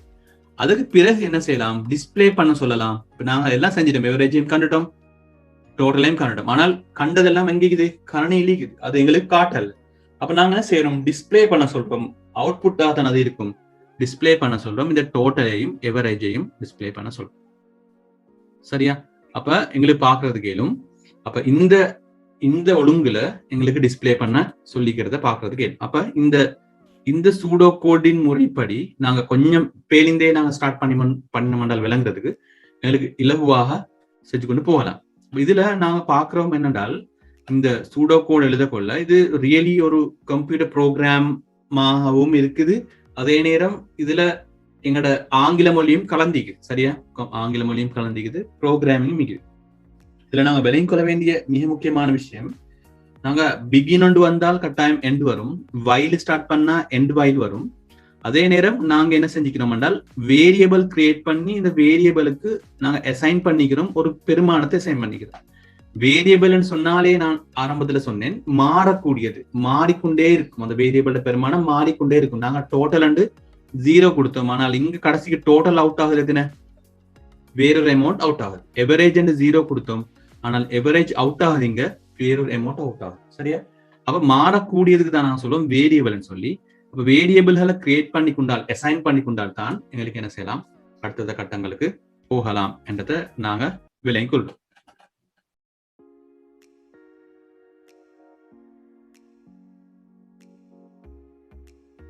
ஃப்ளோ சார்ட்டுகளை என்ன செய்யலாம், போலி குறிமுறையாக மாற்றுறதுக்கு இயலும். ஃப்ளோ சார்ட்டுகளை நாங்க எழுதுவோமே, தமிழால் எழுதுவோம் என்று வச்சால் ஃப்ளோ சார்ட்டுகளை, அந்த ஃப்ளோ சார்ட்டை என்ன செய்யலாம், சூடோ கோடாக மாற்றலாம். சரியா? சூடோ கோடாக மாற்றத்துக்கு இயலும். சரியா? அப்ப ஏற்கனவே நாங்க எல்கரிதம் எழுதினோம். எல்கரிதம் எழுதின பிறகு எல்கரிதத்தை அழகா விளங்கி கொள்றதுக்கு ஏற்ற மாதிரி தான் நாங்க அந்த பாய்ச்சட் கோட்டு படங்களை வரைஞ்சிக்கிறோம். அதாவது ஃப்ளோ சார்ட்டை வரைஞ்சோம், லேசாக ஸ்கெட்ச் பண்ணி வரைஞ்சி கொண்டே ஃப்ளோ சார்ட். அந்த ஃப்ளோ சார்ட்டை வச்சு எங்களுக்கு என்ன செய்யலாம் என்றால் இப்ப சூடோ கோட் வாங்கிறதுக்கு இயலும், சூடோ கோடை எழுதுறதுக்கு இயலும் என்ற விஷயத்தை நாங்க பாக்குறோம். சரியா? ஓகே. தேநீர் ஊற்ற சம்பந்தமாக ஏற்கனவே நாங்க ஒரு இது பார்த்தோம். தேநீரை ஊற்ற சம்பந்தமாக நாங்க ஏற்கனவே ஒரு பாய்ச்சல் கோட்டு படம் பார்த்தோம். இந்த தேநீரை ஊற்ற சம்பந்தமான சூடோ கோட் எப்படி வரப்போகுதுன்னு பாருங்க. சரியா? இதை விளங்கி கொண்டு அவங்களுக்கு லேசி. இப்போ நாங்க ஸ்டார்ட் பண்றோம், முடிக்கிறோம். அந்த ஸ்டார்டிங்க்கும் எண்டிங்கும் படியில தான் எங்களோட ப்ரோக்ராம் வரப்போகுது. முதலாவது என்ன செய்யறோம் என்றால் தேயிலை பைய கிண்ணத்தில் இடணும். சரியா? தேயிலையோட பைய என்ன செய்யறோம் என்றால் கிண்ணத்தில் இடுறோம். சரியா? அப்ப அதுக்கு நாங்க எப்படி ஆங்கிலத்தில் எழுதுறோம்? Put tea bag in cup. சரியா? ஓகே. இப்ப பாக்குறோம் நீர் கொதித்திக்கிறதான்னு பாக்குறோம். சரியா? நீர் கொதித்திக்கிறதான்னு பாக்குறோம். இது ஒரு கண்டிஷன். அப்ப இல்லை என்று சொன்னால் என்ன செய்யணும்? நீரை கொதிக்க வைக்கணும். திரும்ப என்ன செய்யறோம்? நீரை கொதிக்க வைக்கணும். ஆமென்னு சொன்னால் நீரை கிண்ணத்தில் ஊற்றுதல். அப்ப நாங்க என்ன செய்யறோம்? கிண்ணத்துல கப்ல தண்ணி ஊத்துறோம். சரியா? தண்ணியை ஊத்திட்டு சீனி தேவையான்னு பாக்குறோம். சீனி தேவையான்னு பாக்குறோம். ஆம் என்றால் என்ன செய்யறோம்? சீனியை போடணும். அது போல கலக்குறோம். திரும்ப பாக்குறோம் சீனி தேவையாண்டு. இல்லை என்றால் நாங்க அதை என்ன செய்யணும் என்றால் முடிவு கொண்டு வரோம். இது ஒரு முறை. இந்த ஒழுங்குக்கு நாங்க சூடோ கோட் எழுதுறதா இருந்தால் இதே ஒழுங்கு எங்களை பாருங்க. எங்களுக்கு பார்த்து கொள்றதுக்கு இயலும். ஆரம்பிக்கிறோம், டீ பேக்க கப்ல போடுறோம். அப்ப கண்டிஷன் வருது. அதே நேரம் ஒரு வைல் லூப் வருது. கண்டினியூவாக நடக்குது இந்த விஷயம். இல்லை என்றா திரும்ப இங்க வரும், இல்லை என்றா திரும்ப இங்க வரும் என்றால் இது ஒரு வைல் லூப்.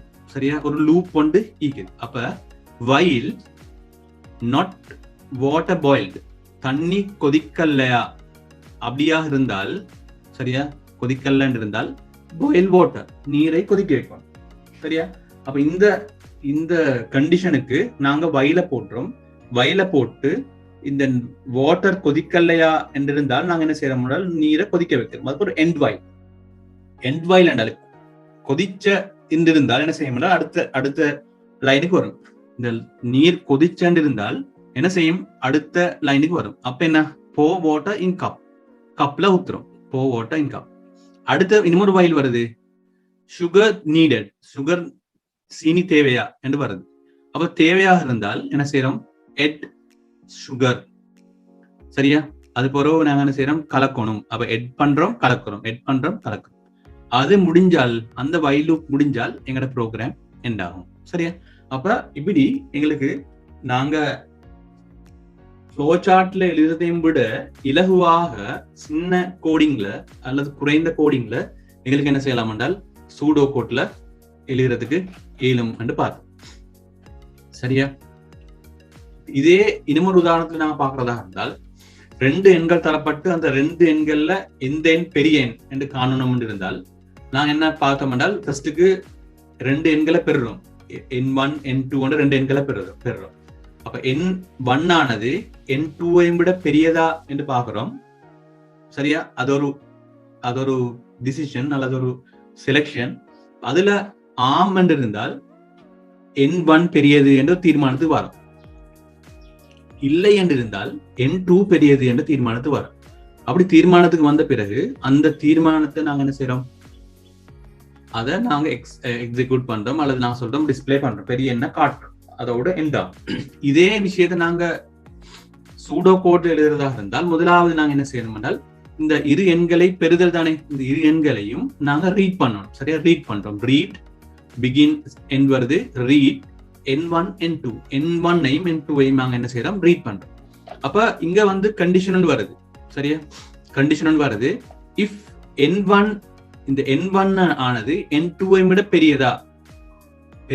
அப்ப if N1 bigger than N2, N1 ஆனது N2ஐ விட பெரியதா? இது ஒரு ஆபரேட்டர். சரியா? bigger than N2, N2ஐ விட பெரியதா அப்படியாக இருந்தால் then large number வந்து எது? N1 தான் large number. சரியா? ஓகே. எல்ஸ் அப்படி இல்லாட்டி லார்ஜ் வந்து N2 தான் என்னது? லார்ஜ் நம்பர் சொல்லுவோம். அப்ப நாங்க இஃப் ஸ்டார்ட் பண்ணால் end if போடுறோம்.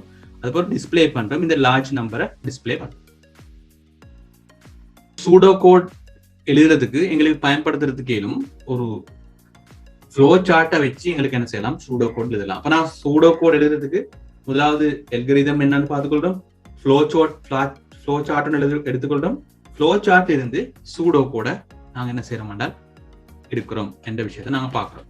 இந்த உதாரணத்தை பார்த்துட்டு நாங்க இந்த பாடத்தை முடிச்சு கொள்ளலாம்.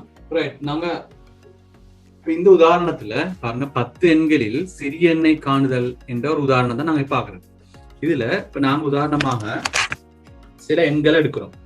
உதாரணமாக 10, 15, 25, 40 என்று சில 4 எண்கள் எடுக்கணும்ங்களே, 4 எண்கள் எடுக்கிறோம். இப்படி 10 எண்கள் எடுக்கணும். இப்ப இந்த எண்கள்ல மினிமமான, அதாவது சின்ன எண் எது என்றதை நான் பார்க்க போறோம். இந்த எண்கள்ல மினிமமான சின்ன எண் எது என்று பார்க்க போறோம். நான் முதலாவது 40 என்ற என்ன செய்ய போறோம் என்றால் இன்புட் பண்ண போறோம். 40 என்ற என்ன செய்யறோம், இன்புட் பண்றோம். இன்புட் பண்ணினோடனே எண் தானே நாங்க போட்டிக்கிறோம், எண் என்ற பெருமானத்தான் நாங்க இன்புட் பண்றோம். அந்த 40 என்ன செய்யும் என்றால் கணனி மினிமம் என்ற ஒரு ஃபோல்டருக்குள்ள அது வச்சுக்கொள்ளும். மினிமம் என்ற ஒரு ஃபோல்டர் இருக்குது, அது ஒரு வேரியபிள். கவுண்ட் என்ற ஒரு ஃபோல்டர் இருக்குது, அது ஒரு வேரியபிள். சரியா? அப்ப மினிமம் என்றதுக்குள்ள இந்த 40 என்ன செய்யும், வச்சுக்கொள்ளும். சரியா? கவுண்ட் வந்து முதல் 40 போட்ட உடனே அது முதலாவது கவுண்ட்டுக்குள்ள வந்தாச்சு. ரைட். இப்ப அடுத்த செக்ஷனுக்கு போகுது, இந்த செக்ஷனுக்கு போகுது. இங்க கவுண்ட் வந்து 10 விட குறைவான்னு கேக்குது. நான் ஒன்று தானே போட்டிக்கிறோம். ஒன்று போட்டிக்கிறதுனால அது 10 விட குறைவு. எனவே அடுத்த லைனுக்கு வரும், எண்ணை பெறணும். திரும்ப என்ன செய்ய போறோம், என்ன பெறுறோம். 10 விட குறைவு தானே, ரெண்டாவது என்ன பெறுறோம். ரெண்டாவது என்ன நாங்க கொடுக்குறோம், 25. சரியா? அப்ப எந்த பெருமானம் என்னன்னு வந்துக்குது, இப்ப 25. அந்த 25 என்ற அந்த எண், ரெண்டாவது நாங்க போட்ட எண் ஏற்கனவே நாங்க போட்ட எண்ணையும் விட சிறியதா என்று கேட்கும். ஏற்கனவே நாங்க போட்ட எண்ணையும் விட சிறியதா. அப்ப ரெண்டாவது போட்ட எண் 25, ஆரம்பத்துல போட்ட நான் மினிமத்துல இப்ப இருக்கிற எண் வந்து 40. 40 விட இந்த எண் வந்து சிறியது என்றதுனால நாங்க இதுக்கு போட்டது 40, இதுக்கு போட்டது இப்ப வந்து போட்டிக்கிறோம் 25. 40 வந்து இந்த 25 விட பெரிது என்றதுனால, அப்ப பெரிது என்றதுனால ஆமண்டு வரும். அப்ப மினிமம் ஆமண்டு வந்த பிறகு இப்ப மினிமம் திரும்ப அது எதாக நாங்க டிஃபைன் பண்றோம், என்னன்னு டிஃபைன் பண்றோம். என்னன்னு என்ன கொடுத்திக்கிறோம், 25 தான் கொடுத்திக்கிறோம். அப்ப மினிமம் இப்ப என்னது, 25. அப்ப மினிமம் 25 என்ற இந்த லைன்ல வருது. வந்த பிறகு என்ன செய்யும் என்றால் இந்த கவுண்டோட, நாங்க ஏற்கனவே கவுண்ட் வந்து எங்களுக்கு இது உண்டு, அந்த கவுண்டோட இன்னமண்ட கூட்டும். சரியா? இன்னமண்ட கூட்டும். அப்ப இப்ப ரெண்டு கவுண்ட் வந்து 2ஆக இருக்கும். சரியா? கவுண்ட் 2ஆக இருக்கு. அதுக்கு பிறகு பார்க்கும் கவுண்ட் வந்து என்ன, 10 விட குறைவா. ஆம். அப்ப 10 விட குறைவென்றால் திரும்ப இங்க வரும். இங்க வந்து திரும்ப என்ன பெறுறோம், அடுத்து என்னன்னா 15. சரியா? 15 என்ற என்ன கொடுக்குறோம். அப்ப அந்த 15 என்ற இந்த எண் ஏற்கனவே இந்த மினிமத்துக்குள்ள எண் வந்து எத்தனை, 25 இருக்குது. அந்த 25 விட குறைவா. ஆம். அப்படி குறைவாக இருந்தால் என்ன செய்யறோம், இந்த லைனுக்கு வரோம். இந்த லைனுக்கு வந்து பாக்குறோம், மினிமத்துக்கு அசைன் பண்றோம். இந்த எண்ணை 15 நாங்க அசைன் பண்ணி கவுண்ட் இன்னும் வந்து கூடுது. அப்ப அடுத்த நம்பரும் வந்தாச்சு. இப்ப பாருங்க, கவுண்ட் வந்து 3 விட, அதாவது 3 விட 10 விட குறைவா. என்னால 3. சரியா? எனவே திரும்ப இன்னொரு என்ன பெறுறோம், 10 கண்ட இலக்கத்தை பெறுறோம். 10 கண்ட இலக்கம் ஏற்கனவே மினிமத்துக்கு நாங்க கொடுத்திருக்கிற இலக்கம் 15 இருந்தால் 10 வந்து 15 விட குறைவான்னு பார்க்கும். ஆம் என்று இருந்தால் குறைவாக என்று பார்க்கும். குறைவு, அப்படித்தானே, குறைவு. ஆம் என்று இருந்தால் அதுதான் மினிமம் சொல்லி ஐடென்டிஃபை பண்ணும். சரியா? ரைட். இப்ப இப்படி என்ன செய்யும் என்றால் கண்டினியூவாக ரன் பண்ணிக்கொண்டே இருக்கும் இந்த ஃப்ளோ சார்ட்ல. இதே ஃப்ளோ சார்ட்டை நாங்க எங்களுக்கு என்ன செய்யலாம் என்றால், என்ன செய்யலாம், ஒரு சூடோ கோட்ல எழுதுறதுக்கு இயலும். இங்க வைல் என்ற லூப்புக்குள்ள இஃப் என்ற லூப் வந்திக்குது. சரியா? வைல் என்ற லூப்புக்குள்ள இஃப் என்ற லூப் வந்திக்குது. இங்க 2 லூப்ஸ் ஈக்குது. சரியா? நான் உங்களுக்கு விளங்கும். இப்ப நாங்க ஆரம்பிக்கிறோம், பிகின் பண்றோம். இன்புட் நம்பர் ஆஸ் என். நான் முதலாவது என்ன செய்யறோம், ஒரு நம்பரை நாங்க இன்புட் பண்றோம். இன்புட் பண்ணிட்டு மினிமம் என்ற ஒரு வேரியபிளையும் கவுண்ட் என்ற ஒரு வேரியபிளையும் கிரியேட் பண்றோம். மினிமம் என்ற ஒரு வேரியபிள் இருக்குது, கவுண்ட் என்ற ஒரு வேரியபிள் இருக்குது. அடுத்தது இப்ப நாங்க லூப்புக்குள்ள போடுறோம், வைல் கவுண்ட் வந்து 10 விட குறைவாக இருந்தால், 10 விட குறைவாக இந்த கவுண்ட் இருந்தால் இன்புட் நம்பர் as n. நாங்க என்ன செய்யறோம், இந்த n என்றதை நாங்க இன்புட் பண்றோம். இஃப் n, இந்த n வந்து மினிமத்தை விட குறைவாக இருந்தால் தென் மினிமம் ஈக்குவல் n. அப்ப மினிமம் ஏற்கனவே கொடுத்திக்கிற அந்த மினிமத்தை விட எண் குறைவாக இருந்தால் இந்த மினிமம் எண்ணுக்கு நாங்க ஈக்குவல் பண்ணி என் டிஃப் பண்றோம். அதோட சேர்த்து இந்த கவுண்டர் நாங்க ஒண்டிக்குது, அதோட சேர்த்து இந்த மாதிரி கவுண்டர் நாங்க கொடுக்குறோம். இது கண்டினியூ ஆகும், இந்த லூப் கண்டினியூ ஆகும். கவுண்ட் 10 வரம் காட்டியும் இந்த லூப் கண்டினியூ ஆகிக்கொண்டே இருக்கும். அல்லது மினிமம் 10 வரம் காட்டியும், ஏன்னா நாங்க 10 தானே சேவ் கொடுக்க போற நம்பர்ஸ், அந்த 10 வரம் காட்டியும் கண்டினியூ ஆகிக்கொண்டே இருக்கும். அதுக்கு பிறகு இந்த வயல் வந்து எண்ட் ஆகும், எண்ட் வயல். அதுக்கு பிறகு பிரிண்ட் பண்ணலாம், இந்த மினிமத்தை பிரிண்ட் பண்ணலாம். அப்ப இவ்வளவு பெரிய ஒரு ஃப்ளோ சார்ட்டை எங்களுக்கு என்ன செய்யலுமாய்க்கிறனால் ஒரு சின்ன ஒரு கோடிங்குள்ள கொண்டு வரதுக்கு ஏழுமாக இருக்கிறது இந்த ஒழுங்குல நாங்க செய்யக்கொள்ள. இதோட நாங்க சூடோ கோட் சம்பந்தமான ஒரு விளக்கத்தை பெற்றிப்போம். சூடோ கோட் எப்படி பயன்படுத்துறது என்று பார்த்தோம் முந்தின கிளாஸ்ல. இந்த கிளாஸ்ல சூடோ கோடையும் ஃப்ளோ சார்ட்டையும் இணைத்து எப்படி பயன்படுத்துறது என்று சம்பந்தமாக நாங்க பார்த்தோம். அடுத்த கிளாஸ்ல நாங்க டெஸ்கல் செய்நிரல் லாங்குவேஜ் சம்பந்தமாக நாங்க படிக்க இன்ஷா அல்லாஹ்.